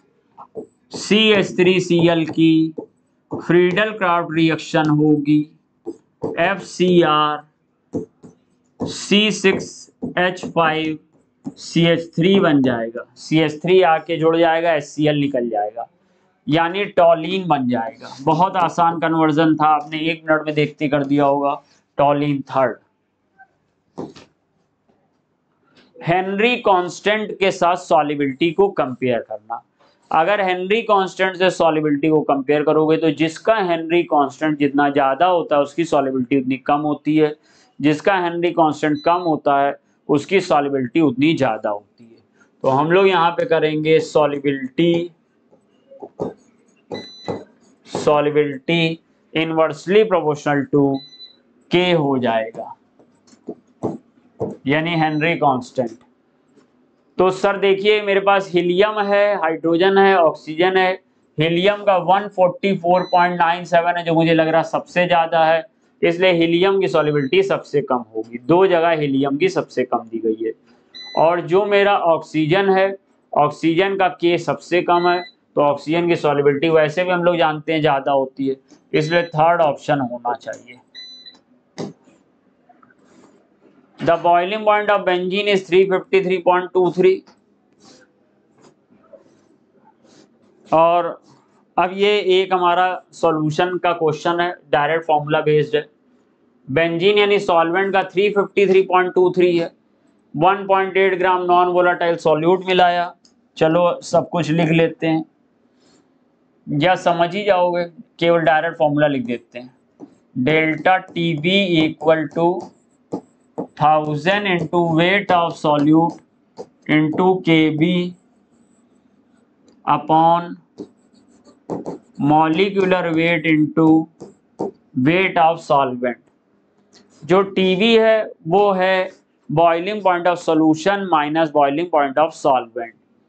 तो हमसे कह रहा है कि solution boiling point is raise to 353.91, यानी कि सॉल्यूशन का जो बॉइलिंग पॉइंट है वो 353.91 है, माइनस सॉल्वेंट का बॉइलिंग पॉइंट 353.23 है, इक्वल टू वैल्यू सब पुटअप करो 1000 इंटू जो वेट ऑफ सॉल्यूट है वो 1.80 ग्राम है, 1.80 जो केबी है वो 2.53 है, 2.53 है, और इसमें जो मोलर मास है वो निकालना है, और कैपिटल डब्ल्यू यानी वेट ऑफ सॉल्वेंट 90 ग्राम है, बेंजीन। अब इसको सॉल्व करना, सॉल्व कर ही लोगे। 353.91 में से अगर हम लोग हटा देते हैं 353.91 में से सब्सट्रैक्ट कर देते हैं किसको, 353.23 को, तो मुझे 0.68 मिल जाता है। अब 0.68 मिल गया तो ये मॉलिक्यूलर वेट बाबू यहां रख दो, 1000 इंटू 1.80, 2.53, 0.68 इंटू 90। चलो इसको सॉल्व करते हैं, आप भी सॉल्व करके देखो, कैलकुलेटर लेके आ रहा है कि नहीं, मैं भी सॉल्व करके देखता हूँ। 1.8 multiply 2.53 multiply 1000 divide by 0.68 divide by 90 आ रहा 74.41, 74.41, 74.41 तो दिया नहीं, 74 है इसके नियरेस्ट, और अप्रॉक्स मांगा तो हम लोग अप्रॉक्स में 74 कर देंगे। इस तरह से ऑप्शन नंबर 3 के साथ हम लोग जाएंगे। उम्मीद है समझ पाए होंगे। H2O2 फ्यूल सेल है और रिएक्शन कैथोड पे चाहिए, तो बॉस कैथोड पे तो रिडक्शन होता है, मुझे चेक करना पड़ेगा कहाँ केवल रिडक्शन हो रहा है। यहां सर मेरा 0 से +1 ऑक्सीडेशन भी हो रहा है, तो ये कैथोड नहीं हो सकता, एनोड होना चाहिए था। हालांकि यहाँ 0 से -2 में रिडक्शन भी हो रहा है बट ऑक्सीडेशन भी हो रहा, तो कैथोड पे एक ही चीज होगी, रिडक्शन। यहाँ भी वही समस्या, 0 से +1 ऑक्सीडेशन हो गया, इलेक्ट्रॉन भी राइट साइड निकल रहा है, ऑक्सीडेशन है। इसमें देखो इलेक्ट्रॉन लेफ्ट साइड रिडक्शन है, मुझे लगता है यही होना चाहिए। ऑक्सीजन का 0 ऑक्सीडेशन स्टेट है, यहाँ -2 है, रिडक्शन हो रहा, तो रिडक्शन कैथोड पे होता, कैथोड पे होता है रिडक्शन, और ये भी नहीं हो सकता। इस तरह से ऑप्शन नंबर 3 हो जाएगा। तो इस तरह से हमारे पार्ट के फर्स्ट 25 क्वेश्चन मैंने आपको डिस्कस किए FST 22 के। कोई भी समस्या हो कमेंट बॉक्स में बताइएगा। इसी तरीके से आते रहिए, पढ़ते रहिए, सीखते रहिए। नेक्स्ट सेशन में फिर मुलाकात होगी। थैंक यू बच्चों। गुड इवनिंग बच्चों। हम लोग बच्चा FST 22 का सलूशन देखने जा रहे हैं। शुरू के 25 क्वेश्चन भाटिया सर ने कर दिया है, 51 से लेके 75, और अब 76 ऑनवर्ड क्वेश्चन हम डिस्कस करने चल रहे हैं। तो आइए देखा जाए क्वेश्चंस को। क्वेश्चन देखिए, पहला जो यहाँ दिया गया है, ये कह रहे हैं कंसीडर द फॉलोइंग इलेक्ट्रोलाइट। ये इलेक्ट्रोलाइट दे रखा है इन्होंने। The quantity of electricity needed to 1 molar, देखो सबका इक्वल मोल लिया गया है। Electrolyte separately 1 molar solution of these electrolytes will be F is Faraday. तो बच्चा हम लोग जानते हैं कि अगर हमको इलेक्ट्रोलिसिस यहाँ करवानी है तो 1 फैराडे अगर ले रहे हो तो इसका मतलब 1 ग्राम इक्विवेलेंट कि इलेक्ट्रोलिसिस अगर आप करवा रहे हो कितना चाहिए, 1 फैराडे की जरूरत पड़ेगी। और ग्राम इक्विवेलेंट कैसे निकाल लेंगे, तो जो उसका मोलर मास है जो उसका मोलर मास है क्या करेंगे, बैलेंस फैक्टर से डिवाइड कर देंगे तो क्या आ जाएगा, ग्राम इक्विवेलेंट। और अगर 1 ग्राम इक्विवेलेंट को इलेक्ट्रोलाइज करना है तो कितना चाहिए, 1 फैराडे की जरूरत पड़ेगी। तो आइए चेक कर लेते हैं। और सबका इक्वल मोल आपने ले रखा है, तो इसका इक्वल मोल अगर आप ले रहे हो यानी 1 मोल ले रहे हो, बैलेंस फैक्टर भी इसका क्या है 1, तो इसका मतलब यहाँ कितना जरूरत पड़ेगी 1 फैराडे। सिमिलरली बैलेंस फैक्टर क्या है 2, तो यहाँ कितना जरूरत पड़ेगी 2 फैराडे। बैलेंस फैक्टर क्या है 3, तो कितनी जरूरत पड़ेगी 3 फैराडे। यहाँ अगर देखा जाए बेटा तो एक विस्मत के पास क्या है +3, लेकिन 2 विस्मत है ना, तो यहाँ बैलेंस फैक्टर की बात करो 6 आ जाएगा, तो इसका मतलब कितने की जरूरत पड़ेगी 6 फैराडे की जरूरत पड़ेगी। तो देख लो ऑप्शन 1 फैराडे, 2 फैराडे, 3 फैराडे और 6 फैराडे, 1 फैराडे, 2 फैराडे, 3 फैराडे और 6 फैराडे। तो आंसर कौन सा हो गया, क्वेश्चन नंबर 76 का आंसर फर्स्ट। ठीक, चलिए अगले क्वेश्चन पे आते हैं। कह रहे हैं ऑब्जर्व द फॉलोइंग रिएक्शन, ये रिएक्शन दी गई है, the rate of this reaction. अच्छा, ये देखो यहाँ इन्होंने क्या दिया है -dB/dt। इसका मतलब ये बता रहे हैं कि किस रेट से बी रिएक्शन कर रहा है। ठीक, तो कह रहे हैं the rate of this reaction and disappearance की रिएक्शन दे रहे हैं, खत्म होने का रेट दे रहे हैं बी के, ये दिया गया है। कह रहे हैं what is the value of D A. अच्छा, ये कह रहे हैं कि बी के खत्म होने का इन्होंने रेट दे रखा है, ये पूछ रहे हैं बताइए ए किस रेशियो में खत्म होगा या ये कितना तेजी से खत्म होगा। तो बच्चा जरा आओ इस इक्वेशन को पहले देखो, अगर इसका 4 मोल रिएक्शन कर जाए तो इसका कितनी जरूरत पड़ती है 1 मोल। तो इसका मतलब ये जिस भी रेट से खत्म हो रहा होगा उसका 1/4 रेट से ये खत्म होगा, तभी तो 4:1 का रेशियो आपको मिलेगा। तो इसका मतलब क्या हुआ कि अगर ये वाला जो वैल्यू दी गई है इसका 1/4 हम कर दें तो यह बी के खत्म होने का रेट दिया गया, अगर इसका 1/4 कर दे तो इसका मतलब क्या हो जाएगा ए के खत्म होने का रेट हमें पता चल जाएगा। तो कुछ नहीं करना बच्चा, dA/dt, और इसका जो दिया गया है वैल्यू 2 × 10⁻³ इसका क्या कर देना 1/4 कर देना है। ठीक, अब इसे जब सॉल्व करोगे तो आप लिख सकते हो 20 × 10⁻⁴ और डिवाइडेड बाई 4 कर दिया, इससे कट जाएगा 5 आ जाएगा, ये वैल्यू आपकी आ जाएगी 5 × 10⁻⁴। तो एक किस रेट से खत्म हो जाएगा 5 × 10⁻⁴, 5 × 10⁻⁴, ये थर्ड इज राइट आंसर। तो क्वेश्चन नंबर 77 का क्या हो गया थर्ड। अब आ जाइए question number 38, match the column first and column second. अच्छा, इन्होंने ग्राफ दे रखा और आपको यहाँ मैच करवाना है, स्लोप मैच करवाना है कॉलम फर्स्ट कॉलम सेकेंड के।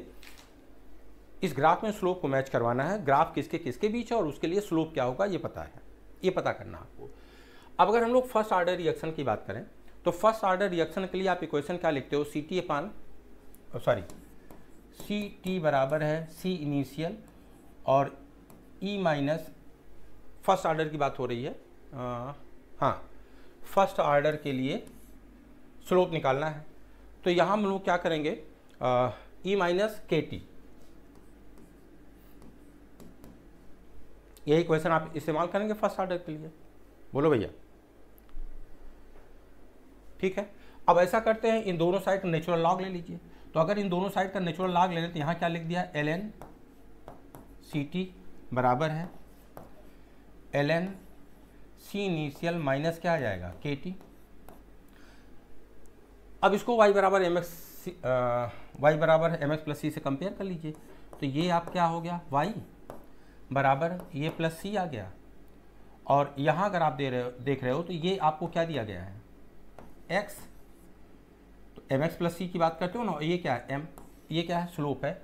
तो आप बताओ इसके लिए अगर हम लोग फर्स्ट ऑर्डर के लिए देखते हैं कि अगर ln r वर्सेस t के बीच ग्राफ है तो इसका जब स्लोप हम लोग निकाल के देख रहे हैं इसका स्लोप क्या आ रहा -k, तो इसका मतलब ये किससे मैच कर गया, इससे मैच कर गया। सेकंड को देखिए ln k वर्सेस t के बीच अगर ग्राफ है तो पूछ रहे हैं स्लोप क्या होगा।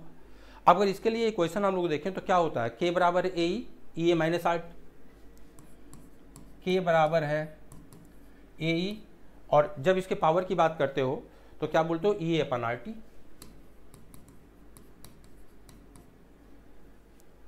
ये तो पावर में बोलते हो भैया, दोनों साइड ln k बराबर है ln a माइनस E/RT। इसको आओ कंपेयर कर लो भाई,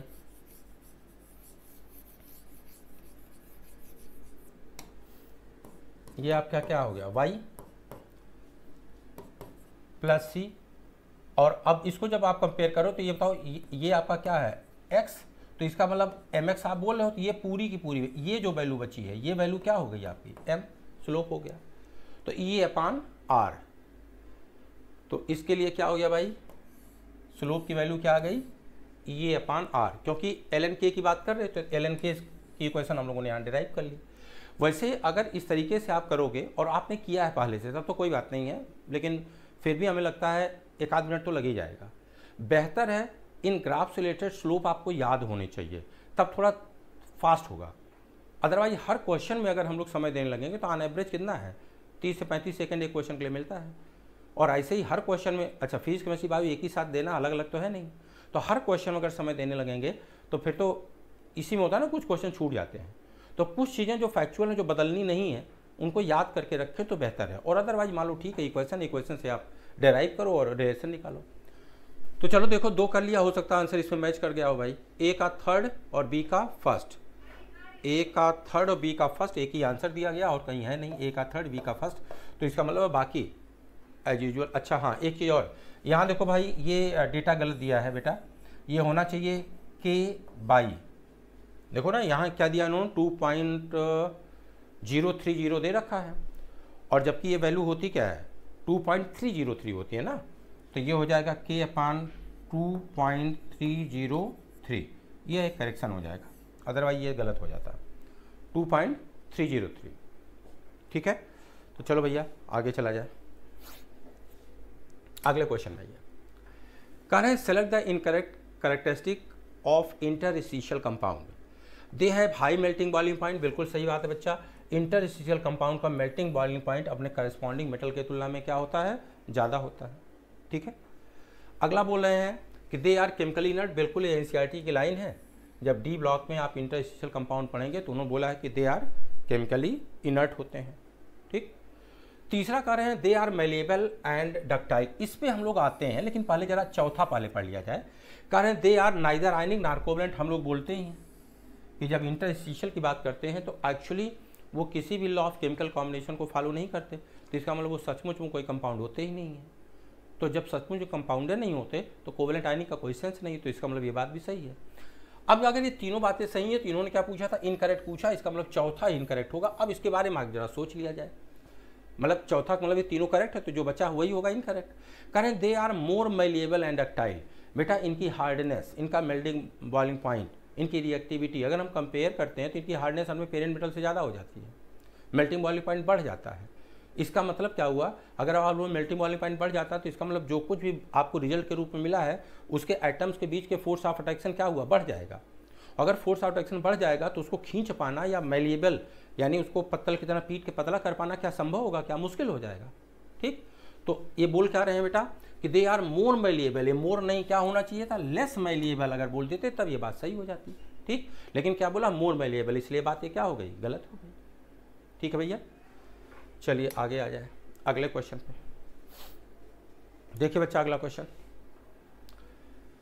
कह रहे हैं the main reason for the large number of oxidation state exhibited by the actinide than the length. ये तो बेटा आपके PYQ का क्वेश्चन है और एग्जाम में आ चुका है, हमको लग रहा है इस टेस्ट सीरीज में FST में एक बार को और आ गया हो, चूँकि इंपॉर्टेंट क्वेश्चन हैं ये लोग। तो हम लोग क्या बोलते हैं कि एक्टिनाइड में जो ऑक्सीडेशन नंबर का वेरिएशन हम लोग को मिलता है वो कहाँ से कहाँ तक मिलता है, तो हम लोग को बोलते हैं +3 से लेकर +7 तक चले जाते हैं, और जबकि लेंथेनाइड की बात करें तो +2 से लेकर कहाँ जाते हैं, +4 तक। तो इसका मतलब एक्टिनाइड में ज़्यादा वेरिएशन है इन कंपेरिजन टू लेंथेनाइड। अब प्रश्न था कि एक्टिनाइड में ज़्यादा वेरिएशन क्यों है, तो हम लोग बोलते हैं कि वहाँ 7s, 6d और 5f की एनर्जी करीब करीब समान होती है। अगर इनकी एनर्जी करीब करीब समान होगी तो इन सबके सबसेल के इलेक्ट्रॉन्स क्या करेंगे, बॉन्डिंग में इन्वॉल्व हो जाएंगे। जबकि जब लेंथेनाइड्स की बात करते हैं तो एक्टिनाइड के तुलना में लेंथेनाइड के केस में जब हम लोग आते हैं तो 6s, 5d और 4f की एनर्जी में डिफरेंस बढ़ जाता है, और अगर डिफरेंस बढ़ जाएगा तो इन तीनों सबसेल के इलेक्ट्रॉन्स इक्वली बॉन्डिंग में इन्वॉल्व नहीं होंगे, तो ऑक्सीडेशन नंबर का वेरिएशन क्या हो जाएगा, कम हो जाएगा। तो आइए ये रीजन तलाशा जाए कहाँ है। तो कह रहे हैं lesser energy difference between the 5f, 6d, हाँ ठीक है 7s नहीं दिया तो भी क्या दिक्कत है, orbital than the between the 4f and 5d orbitals. ठीक है, बिल्कुल सही आंसर, यही बात है फर्स्ट।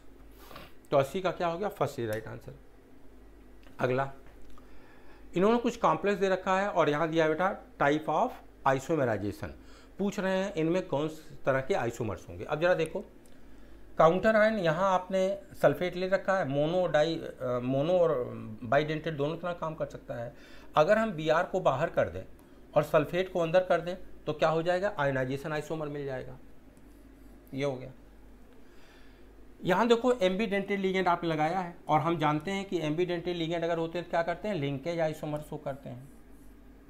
ठीक, हो सकता है इस दो से ही आंसर मिल जाए, नहीं तो आओ देख लो, आसान क्वेश्चन है। फिर यहाँ देखो वाटर है, अगर वाटर कहीं पाया गया तो हम बोलते हैं हाइड्रेटेड या सॉल्वेटेड आइसोमर शो करते हैं। और अगर केटाइन और एनाइन दोनों कोऑर्डिनेशन हो, दोनों कॉम्प्लेक्स आयन हो, तो हम लोग क्या बोलते हैं, कोऑर्डिनेशन आइसोमर शो करते हैं। तो ये आंसर आपका मैच कर गया। तो देख लो भैया, ए का सेकंड बी का फर्स्ट, ए का सेकंड बी का फर्स्ट, एक ही ऑप्शन में, आगे जाना ही नहीं है। ए का सेकंड और बी का फर्स्ट, ए का सेकंड और बी का फर्स्ट, एक ही आंसर भैया। क्वेश्चन नंबर 81 का कौन सा राइट आंसर हो गया, सेकंड। क्वेश्चन नंबर 81 का कौन सा राइट आंसर हो गया, सेकंड। ठीक, आगे आ जाइए। कहें among the following ion which one has the highest unpaired electrons. ठीक है, क्रोमियम है बच्चा, क्रोमियम का अगर ग्राउंड स्टेट लिखें तो क्या लिखेंगे, D5S1 +3 आपने लगा दिया, तो अगर 3 इलेक्ट्रॉन आपने इससे निकाल दिया तो एक ये निकल गया, 2 और निकल गया, क्या बच जाएगा, D3। इसका मतलब 3 अनपेयर्ड इलेक्ट्रॉन्स हो गए। यहाँ देखो जिंक है, जिंक का ग्राउंड स्टेट में क्या होता है, D10S2, और अगर आपने यहाँ +2 लगा रखा है तो इसका मतलब क्या हो जाएगा, D10, कोई अनपेयर्ड इलेक्ट्रॉन नहीं है।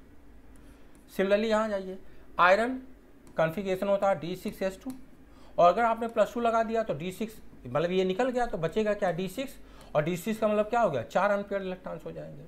और यहाँ देखो +3 ऑक्सीडेशन स्टेट है, तो इसी में अगर आपने +3 ऑक्सीडेशन स्टेट लगा दिया तो क्या बच जाएगा, D5, और D5 का मतलब क्या हुआ, 5 अनपेयर्ड इलेक्ट्रॉन्स हो जाएंगे। तो सबसे ज़्यादा अनपेयर्ड इलेक्ट्रॉन्स कहाँ मिल जाएंगे, इसमें मिल जाएंगे। फोर्थ इज राइट आंसर, सबसे ज़्यादा अनपेयर्ड इलेक्ट्रॉन्स हो गए। ठीक, अगला question, consider the following reaction और आइडेंटिफाई करना ए एंड बी। ए नहीं, उल्टा, ए इधर है भाई, सॉरी, ए इधर है और बी इधर है। नहीं तो इसी में गड़बड़ कई बार हो जाता है कि ए और बी ऐसे कर दिया तो पता चला कि जो नहीं होना था वो इसी में सत्यानाश हो गया। ठीक है, आओ भैया देखा जाए इस क्वेश्चन को। सबसे पहले बेटा देखो ये क्या है, इसकी अगर आप बात करते हो तो ये स्ट्रॉन्ग बेस है।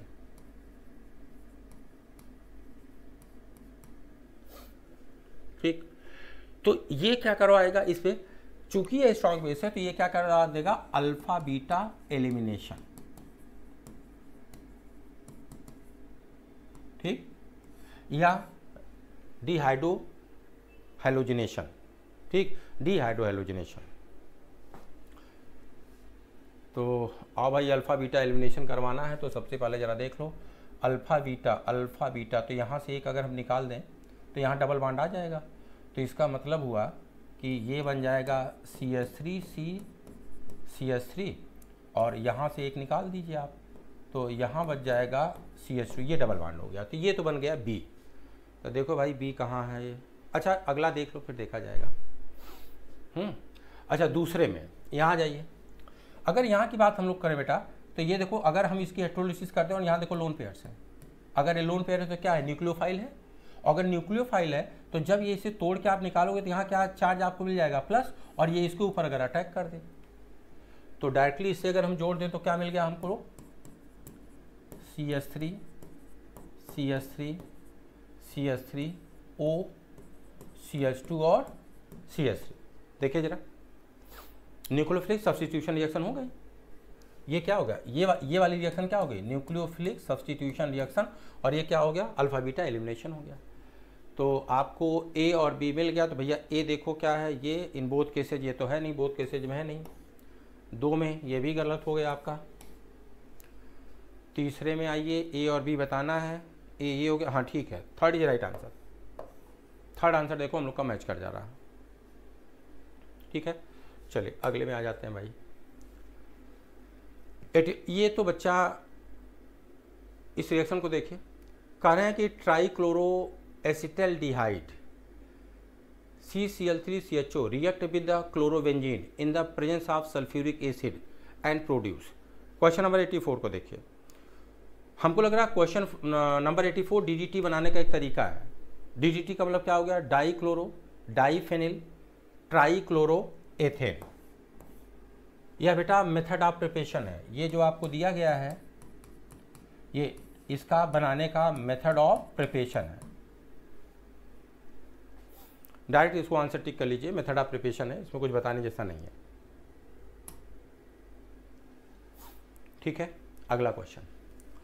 Identify the major product PQR in the following. अच्छा P ये है, ठीक है। इसे जरा देखिए, ये कैसे काम करेगा? इलेक्ट्रोफाइल की तरह। अगर ये इलेक्ट्रोफाइल की तरह काम करेगा इसका मतलब Cl को इसने ले लिया। अगर Cl को इसने ले लिया तो यहाँ आपको क्या मिल गया? कार्बोकेटाइन। लेकिन ये 1 डिग्री कार्बोकेटाइन, अगर इसका रीअरेंजमेंट हम लोग कर दें तो 2 डिग्री कार्बोकेटाइन में कन्वर्ट हो जाएगा। देखो CH3 CH CH3। अब अगर प्लस यहाँ लगा दे तो इसका क्या हो गया? रीअरेंजमेंट। तो रीअरेंजमेंट से क्या हो गया? मोर स्टेबल हो गया। ये क्या था? 1 डिग्री, और ये क्या हो गया? 2 डिग्री।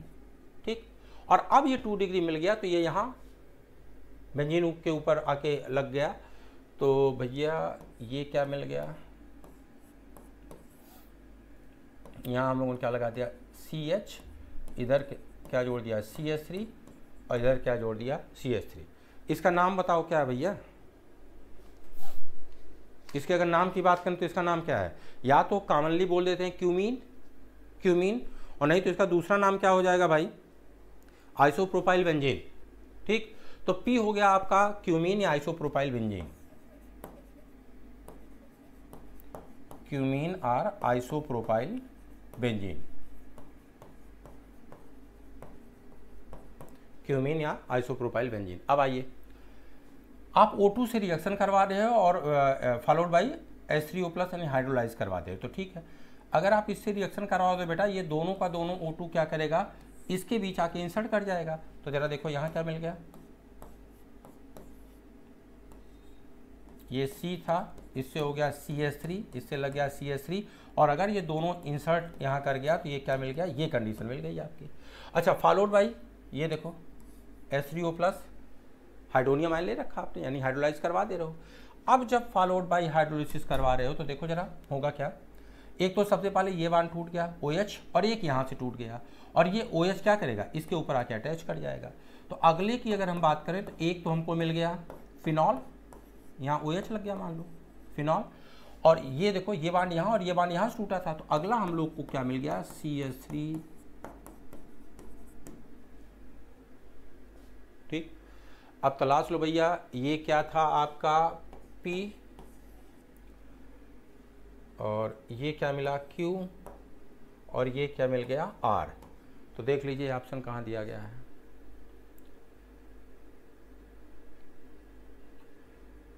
PQ पूछा क्या? R तो एक में दिख रहा, दूसरे में तो R दिख ही नहीं रहा भाई। ऑप्शन में देखो, ये तो ऑप्शन यही तो हैं दिए गए। अच्छा चलो PQ मिलाओ, फिर R देखा जाएगा। PQ मिल गया। अच्छा, R उधर फर्स्ट में दिया नहीं गया है, यहाँ P ही मैच नहीं कर रहा है तो बात ही छोड़ दो। यहाँ P ही नहीं मैच कर रहा है, यहाँ भी PQ मैच कर गया R। अच्छा, इस ऑप्शन में दिख ही नहीं रहा, फिर देखना पड़ेगा पेपर। PQR फोर्थ दे रहे हैं, इसका मतलब ये वाली कहानी यहाँ होगी।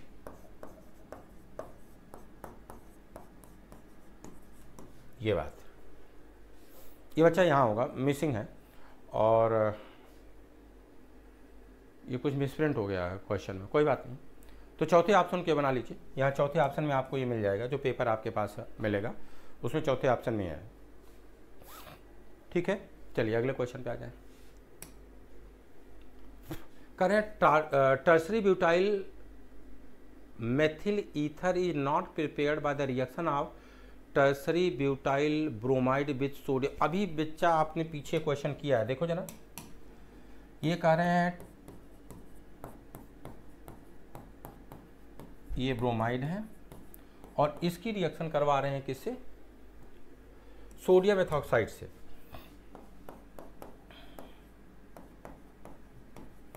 अभी हम लोगों ने क्या बोला है कि जब आप इससे इसकी रिएक्शन करवाते हैं तो अभी आपका क्या यहाँ हो रहा था? Alpha beta elimination.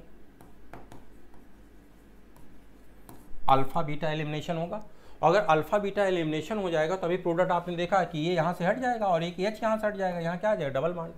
तो कह रहे हैं tert methyl ether is not prepared by the reaction. हाँ बिल्कुल सही बात है ये, ठीक। सोडियम मेथॉक्साइड स्ट्रॉन्ग न्यूक्लियोफाइल, ठीक है, ये स्ट्रॉन्ग बेस है। और आप इसे देखो, आप इसे Na+ और ये माइनस है, उल्टा लिख दिया यार, Na+ और ये माइनस है। अब आप बताओ इसकी बात करो, इसके ऊपर माइनस चार्ज है तो कह रहे हैं क्या है ये स्ट्रॉन्ग न्यूक्लियोफाइल। ये बात भी सच है, तो पहली बात भी सच है, दूसरी बात भी सच है। तो आंसर देख लीजिए भाई, both the statement first and statement second are false, both the statement first and statement second are true. कौन सा आंसर हो गया? फोर्थ। तो पहली बात है कि ये जो पहला इन्होंने स्टेटमेंट दिया है कि यहाँ अल्फा बीटा एलिमिनेशन हो जाता है, ठीक। तो ये बोल भी रहे हैं कि नॉट प्रिपेयर्ड, बिल्कुल सही बात है। और दूसरा ये ऐसा होता क्यों अल्फा बीटा एलिमिनेशन, तो स्ट्रॉन्ग न्यूक्लियोफाइल या स्ट्रॉन्ग बेस है ये, इसलिए ऐसा होता है। चलो भाई अगले क्वेश्चन पे आ जाओ। करें when phenol is treated with CHCl3 यानी chloroform and NOH followed by the acidification salicylaldehyde is obtained, which of the following species is involved in the above mentioned reaction as intermediate। Question number 87 में देखिए, पहले अगर हम लोग बात करें कि रिएक्शन कौन है, तो रीमर टीमैन रिएक्शन है। ये रिएक्शन कौन सी है भाई? रीमर टीमैन रिएक्शन ही तो है। अब अगर रीमर टीमैन रिएक्शन की बात करें तो इन्होंने बोला कि फिनॉल रिएक्शन करवा रहे हैं, देखो जरा, और रिएक्शन किससे करवा रहे हैं? CHCl3 और किससे ले लिया है? NaOH के साथ रिएक्शन करवा दे रहे हैं। इस रिएक्शन करने के बाद जो आपको इंटरमीडिएट के रूप में मिलता है, देखो क्या मिल गया, O- Na+ मिल गया, और यहाँ क्या लग गया? CH2Cl। तो बोल रहे हैं, यही शायद पूछ भी रहे हैं, mentioned reaction which are the following involve in the mentioned reaction as intermediate की बात कर रहे हैं, तो ये इंटरमीडिएट मिल गया, ठीक। अब इसका जब फाइनल प्रोडक्ट देखेंगे तब की बात है, ये क्या मिल गया आपको? इंटरमीडिएट के रूप में। तो अब ये देख लो कौन सा मैच करवाओगे? CH2Cl, O- CH2Cl, Na+। अच्छा Na कहीं नहीं दिया गया, कोई बात नहीं, O-, फिर तो कुछ नहीं, फिर तो एक ऑप्शन देखो मैच कर गया, ठीक। यह इंटरमीडिएट मिलता है। अगला, the alpha hydrogen atom in carbonyl compound is less acidic in nature. और भैया देख लो जरा carbonyl compound, CH3C double bond O, यहाँ कर देते हैं CH2 और यहाँ कर देते हैं H, ठीक। अब ये आपका ग्रुप है, ये आपका फंक्शनल ग्रुप है, और अगर ये आपका फंक्शनल ग्रुप है तो ये भी अल्फा है और ये भी क्या है? अल्फा है। अब एसिडिक, अच्छा बताओ ये लेस एसिडिक हो गया, मोर एसिडिक होगा, डिपेंड किस बात पे करेगा? तो अगर इस बॉन्ड को हम तोड़ दें और इसे हम प्लस के रूप में निकाल दें तो यहाँ क्या आ जाएगा? माइनस, ठीक। अब आप बताओ, यह माइनस सिंगल डबल रेजोनेंस होगा, और रेजोनेंस होगा तो ये जो एनायन बना है, ये जो एनायन आप बना है, अगर रेजोनेंस होगा तो एनायन क्या हो जाएगा? स्टेबल। और अगर एनायन स्टेबल हो जाएगा तो H+ को निकालने की टेंडेंसी क्या हो जाएगी? ज़्यादा, ठीक। तो इसका मतलब अगर H+ को निकालने की टेंडेंसी ज़्यादा है तो लेस एसिडिक नहीं बल्कि क्या होगा? More acidic. तो क्या बोले? The alpha hydrogen atom in carbonyl compound is less acidic than nature. गलत बात हो गई, लेस नहीं क्या हो जाएगा? More acidic. तो ये बात तो गलत हो गई। The anion formed after the loss of alpha hydrogen atom in resonance stabilise. यही तो बात हो रही है कि क्या हुआ? देखो माइनस सिंगल डबल तो रेजोनेंस हो जाएगा, तो रेजोनेंस के कारण ये जो एनायन बचा वो कैसा हो जाएगा? स्टेबल। तो पहली बात गलत है और दूसरी बात सही हो गई। तो आंसर देख लो भैया, statement first is false but statement second is true. तो कौन सा आंसर हो गया भाई? थर्ड। देख लीजिए क्वेश्चन नंबर 88 का आंसर कौन सा हो गया? थर्ड। अब आ जाते हैं क्वेश्चन नंबर 89 पे। देखिए बच्चा, ये जो आपको दिया गया है ये क्या है? क्लोरीनेटिंग रिएजेंट है। अगर ये क्लोरीनेटिंग रिएजेंट है तो क्या करेगा? OH को Cl से रिप्लेस कर देगा। तो यहाँ हम लोग को क्या मिल रहा है? देखो CH3C double bond O Cl, ये कहानी हो गई। अब आगे यहाँ आ जाइए, ये अभी हम लोगों ने पीछे बात किया था कि अगर हम इसकी बात करें तो यह क्या? इलेक्ट्रोफाइल है। तो अगर यह इलेक्ट्रोफाइल है तो ये क्या करेगा? इस Cl- को ले लेगा, और अगर Cl- को ले लेगा तो यहाँ इसके ऊपर चार्ज क्या आ जाएगा? प्लस। इसके ऊपर चार्ज क्या आ जाएगा? Cl माइनस को लेके जाएगा, चार्ज क्या आ जाएगा प्लस। ठीक, अब इलेक्ट्रोफिलिक सब्स्टिट्यूशन हो जाएगा। तो आइए ज़रा बेंजीन पे, इसका मतलब ये जो बेंजीन रिंग हमको दिख रही है, इसके ऊपर हमारा क्या जुड़ गया, C डबल बॉन्ड O, और इधर क्या लग गया है, CH3। ये कहानी हो गई। तो हमारा Ba मिल गया। ठीक, अब इसके आगे आइए, HCN है, HCN मतलब H प्लस और Cn माइनस, और यहाँ अगर हम इस बॉन्ड को तोड़ें, ये वाला, तो ये ऑक्सीजन ऊपर है, CO ग्रुप है ना, तो ये इधर की तरफ टूटा, तो यहाँ क्या आया माइनस, और यहाँ क्या आ जाएगा प्लस। तो अब जरा देखिए, HCN से जुड़ने के बाद कौन सी कहानी हो रही है, ये C था, ये क्या था, सॉरी सिंगल बॉन्ड है भाई,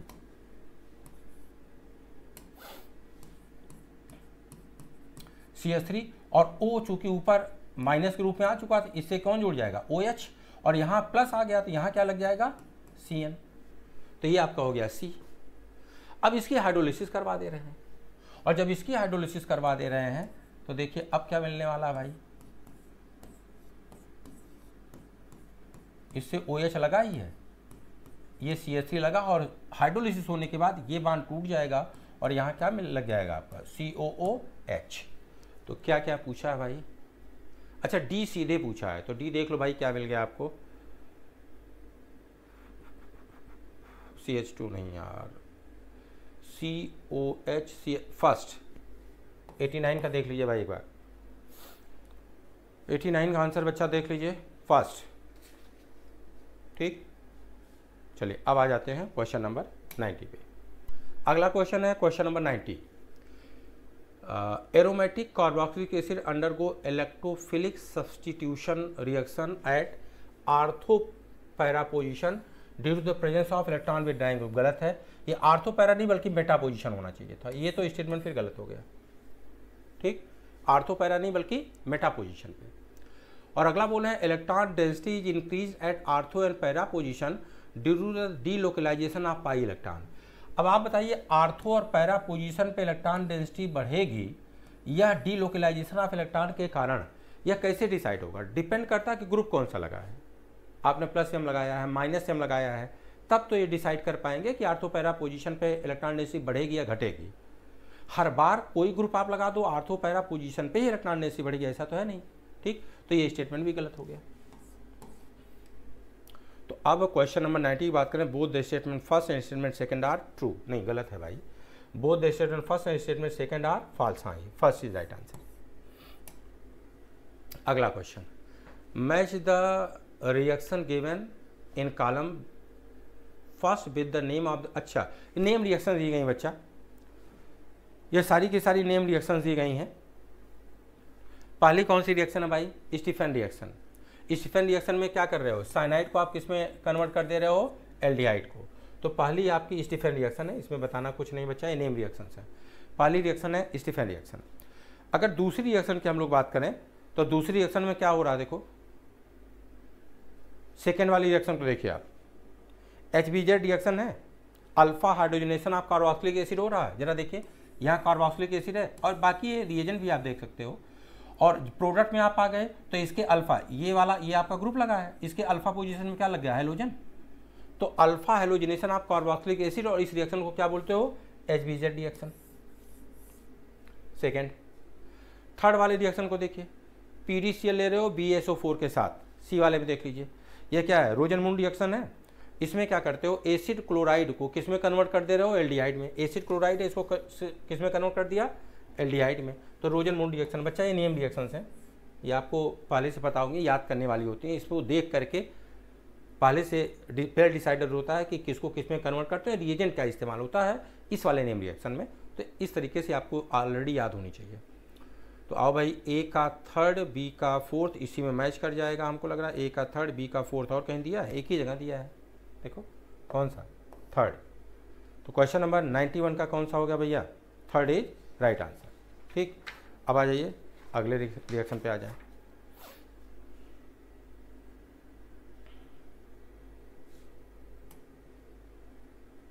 अच्छा, ये देखो पीछे वाली रिएक्शन, जरा इटार्ड रिएक्शन को देखो, इसको जब हम लोगों ने मैच करा, डी को मैच कराओ, किससे मैच करा, देखो डी वाला किससे मैच कर रहा, फर्स्ट से ना। और यहाँ देखो क्या लिया है, CH2 और फॉलोड बाई H3O प्लस। ये तो है एटार्ड रिएक्शन। और अगला क्वेश्चन देखो, बिल्कुल एटार्ड रिएक्शन का क्वेश्चन सेम उन्होंने रिपीट कर दिया। अगर यहाँ की हम लोग बात करें, यहाँ देखो ये ले रहे हैं CrO2 Cl2 के साथ और CH2 ले रखा है। पिछले वाले में देखो CrO2 Cl2 ले रहे हैं और किसके साथ ले रहे हैं CH2। अब यहाँ 2 स्टेप की बात करें, हाइड्रोलिसिस H3O+ भी ले रखा है, ठीक। यहाँ ये मिल गया और अब क्या कर रहे हैं कि अगले स्टेप में जो आपको इंटरमीडिएट मिल रहा है उसकी जब इससे रिएक्शन करवा रहे हो तो ये बना, पूछ रहे बताओ इंटरमीडिएट कौन सा मिल रहा है। तो बच्चा ये इंटरमीडिएट क्या मिलता है, क्रोमियम का एक इंटरमीडिएट मिलता है, क्रोमियम कॉम्प्लेक्स के साथ एक इंटरमीडिएट मिलता है। और एक ही जगह क्रोमियम आपको एटार्ड रिएक्शन की पूरी मैकेनिज्म जब आप देखोगे तो एक ही जगह आपको ये क्रोमियम का इंटरमीडिएट मिल गया और जब इसकी हाइड्रोलिसिस आप करवा देते हो तब आपको फाइनल प्रोडक्ट मिल जाता है। तो ये भी याद रखने वाली चीज़ें हैं, ये करके देखने वाली चीज़ें नहीं बेटा, ये पहले से पता होनी चाहिए। अगर एटार्ड रिएक्शन करवा रहे हैं तो क्या रिएजेंट ले रहे हैं, फाइनल प्रोडक्ट क्या मिलता है, इंटरमीडिएट क्या बनता है, तो ये ऑलरेडी याद होने वाली चीज़ें हैं। तो कौन सा हो गया भाई, क्वेश्चन नंबर 92 का second is right answer. Question number 92 का सेकेंड इज राइट आंसर। आगे आ जाइए। Which are the following compound will give the butanone on oxidation with alkaline KMnO4। देखो ब्यूटेनोन की बात कर रहे हो, इसका मतलब क्या है कि प्राइमरी एल्कोहल तो नहीं ले सकते हैं। तो अगर 1 ऑल कर रहे हो ये भी किसी काम का नहीं है, 1 ऑल कर रहे हो ये भी किसी काम का नहीं है, ठीक। और चूंकि ब्यूटेनोन बनाना है, देखो विल गिव द ब्यूटेनोन, तो अगर ब्यूटेनोन बनाना तो ये भी नहीं ले सकते हैं। तो 3 तो अपने आप ऐसे ही हट गए। अब इसी की अगर हम बात करें, इसका अगर हम ऑक्सीडेशन करवा दे रहे हैं KMnO4 से, तो देखो ब्यूटेन 2 ऑल की बात कर रहे हैं, तो इसका मतलब हो गया जहां ऑल है वहां क्या, अच्छा इसका अगर आप करवा दोगे क्या मिल जाएगा एल्डिहाइड, और फर्दर ऑक्सीडेशन हो जाएगा उसका तो क्या बन जाएगा कार्बोक्सिलिक एसिड। और ये क्या बोल रहे हैं ब्यूटेनोन बनाना है आपको। तो अगर इसका आप करवा दे रहे हो तो देखो बच्चा यहाँ क्या आ जाएगा, 2 बोल रखा है ना, ठीक है, यहाँ आ गया O, फिर क्या मिल गया CH3 और क्या सॉरी CH2, ये क्या मिल गया CH3, नंबरिंग कर लो 1 2 3 4, ठीक। तो ब्यूटेन मिल जाएगा, ब्यूटेनोन मिल जाएगा, ठीक। तो इससे फाइनली क्या मिल जाएगा एसिड। इससे बात करोगे तो ब्यूटेनोन नहीं क्या पेंटेनोन मिल जाएगा, और फिर इससे भी क्या फाइनली एसिड मिल जाएगा। चलो भाई अगले क्वेश्चन पे आ जाओ।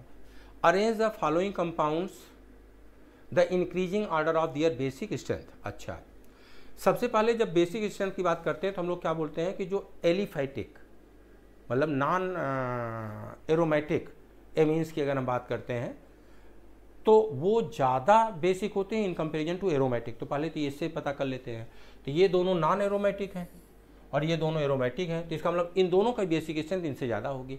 अब इन दोनों में आके चेक किया जाए, यहाँ देखो इस नाइट्रोजन से ये 3 आपके कार्बन जुड़े हैं, ठीक, ये टर्सरी पोजीशन हो गई।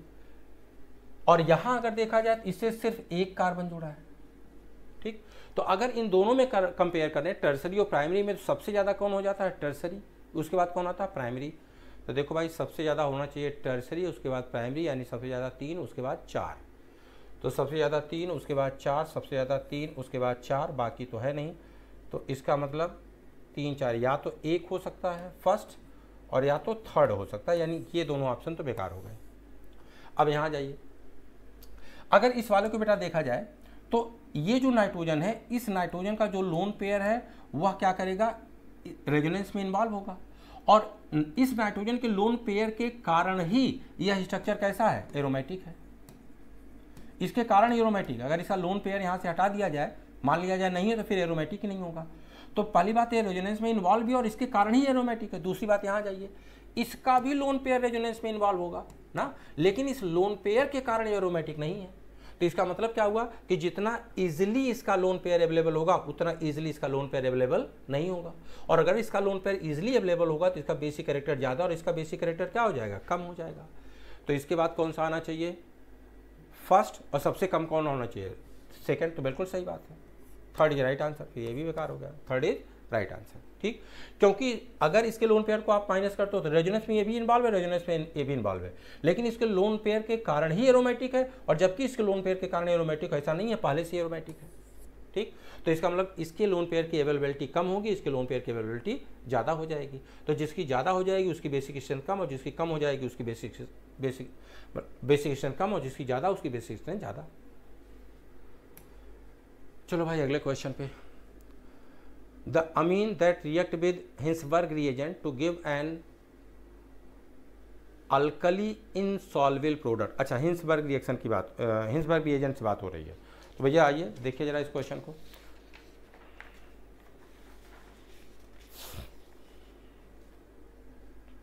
कह रहे हैं इसमें से कौन सा अमीन रिएक्शन करके ऐसा कुछ करेगा। ठीक, तो अगर हम लोग बच्चा और किसके लिए बोल रहे हैं, the amine that react with Hinsberg reagent,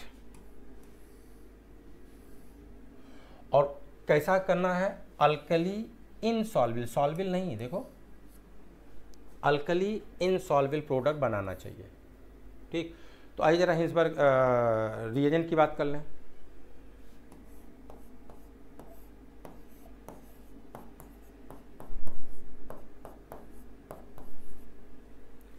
ठीक, अच्छा कौन कौन सा दे रखा है, ये कैसा है सेकेंडरी, ये कैसा है टर्सरी, तो मान लो रिएक्शन ही नहीं करता, बेकार ही हो गया।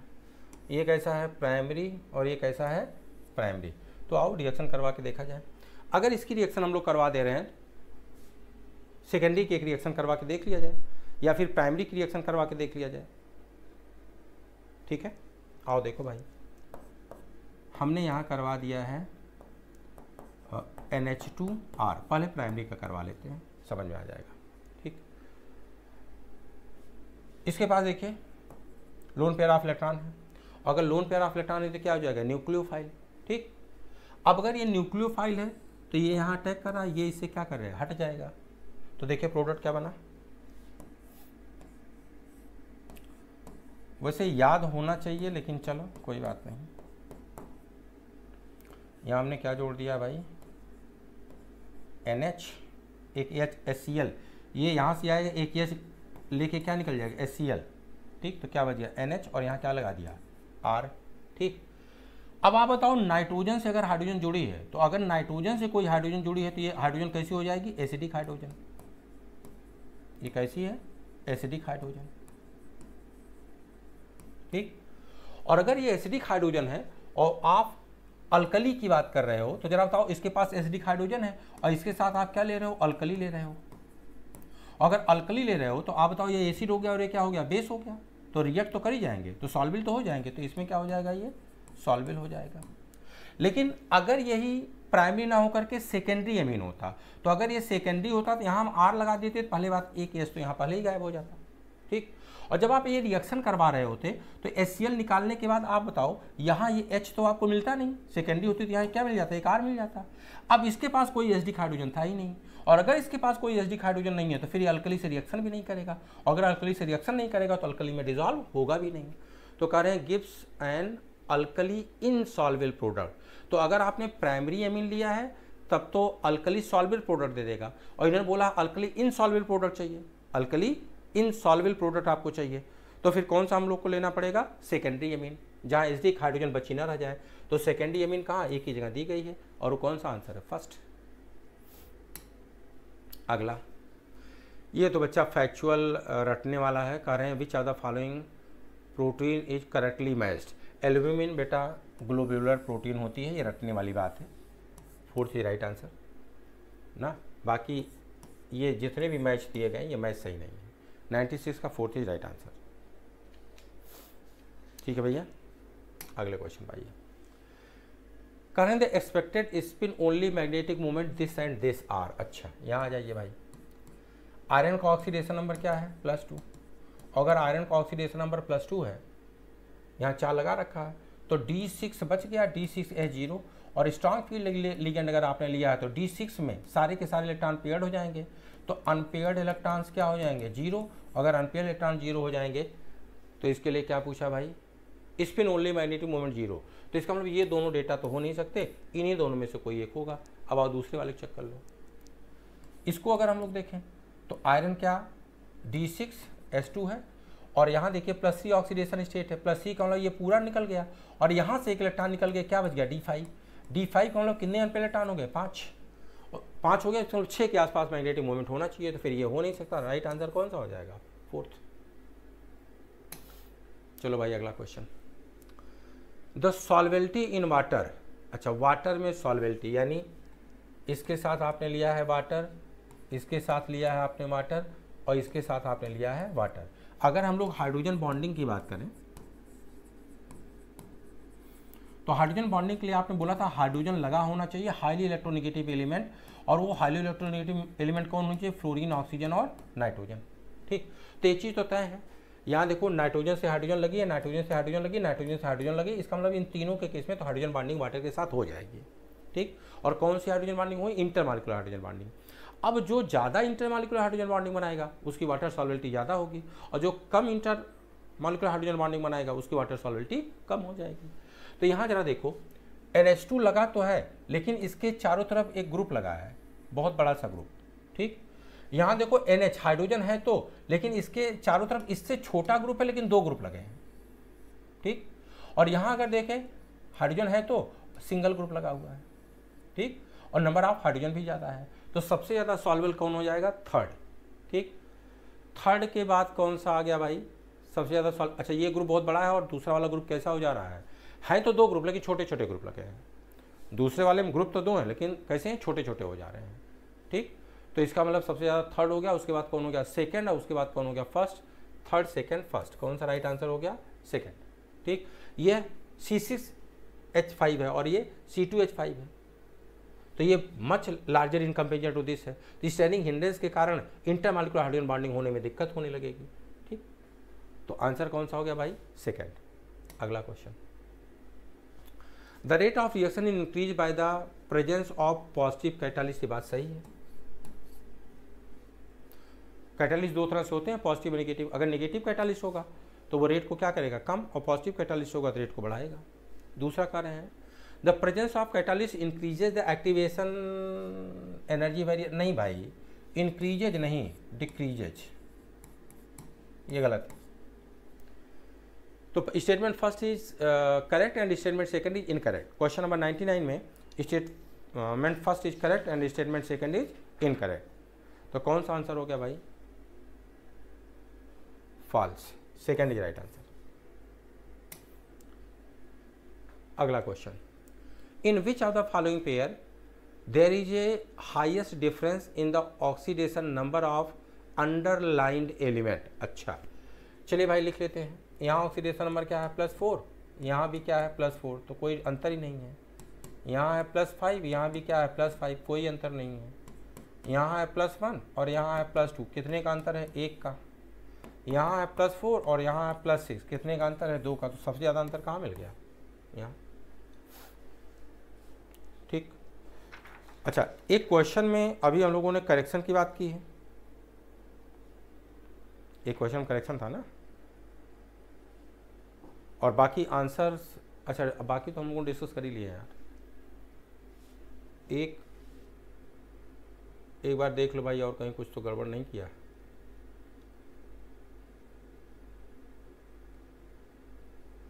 ये क्या था?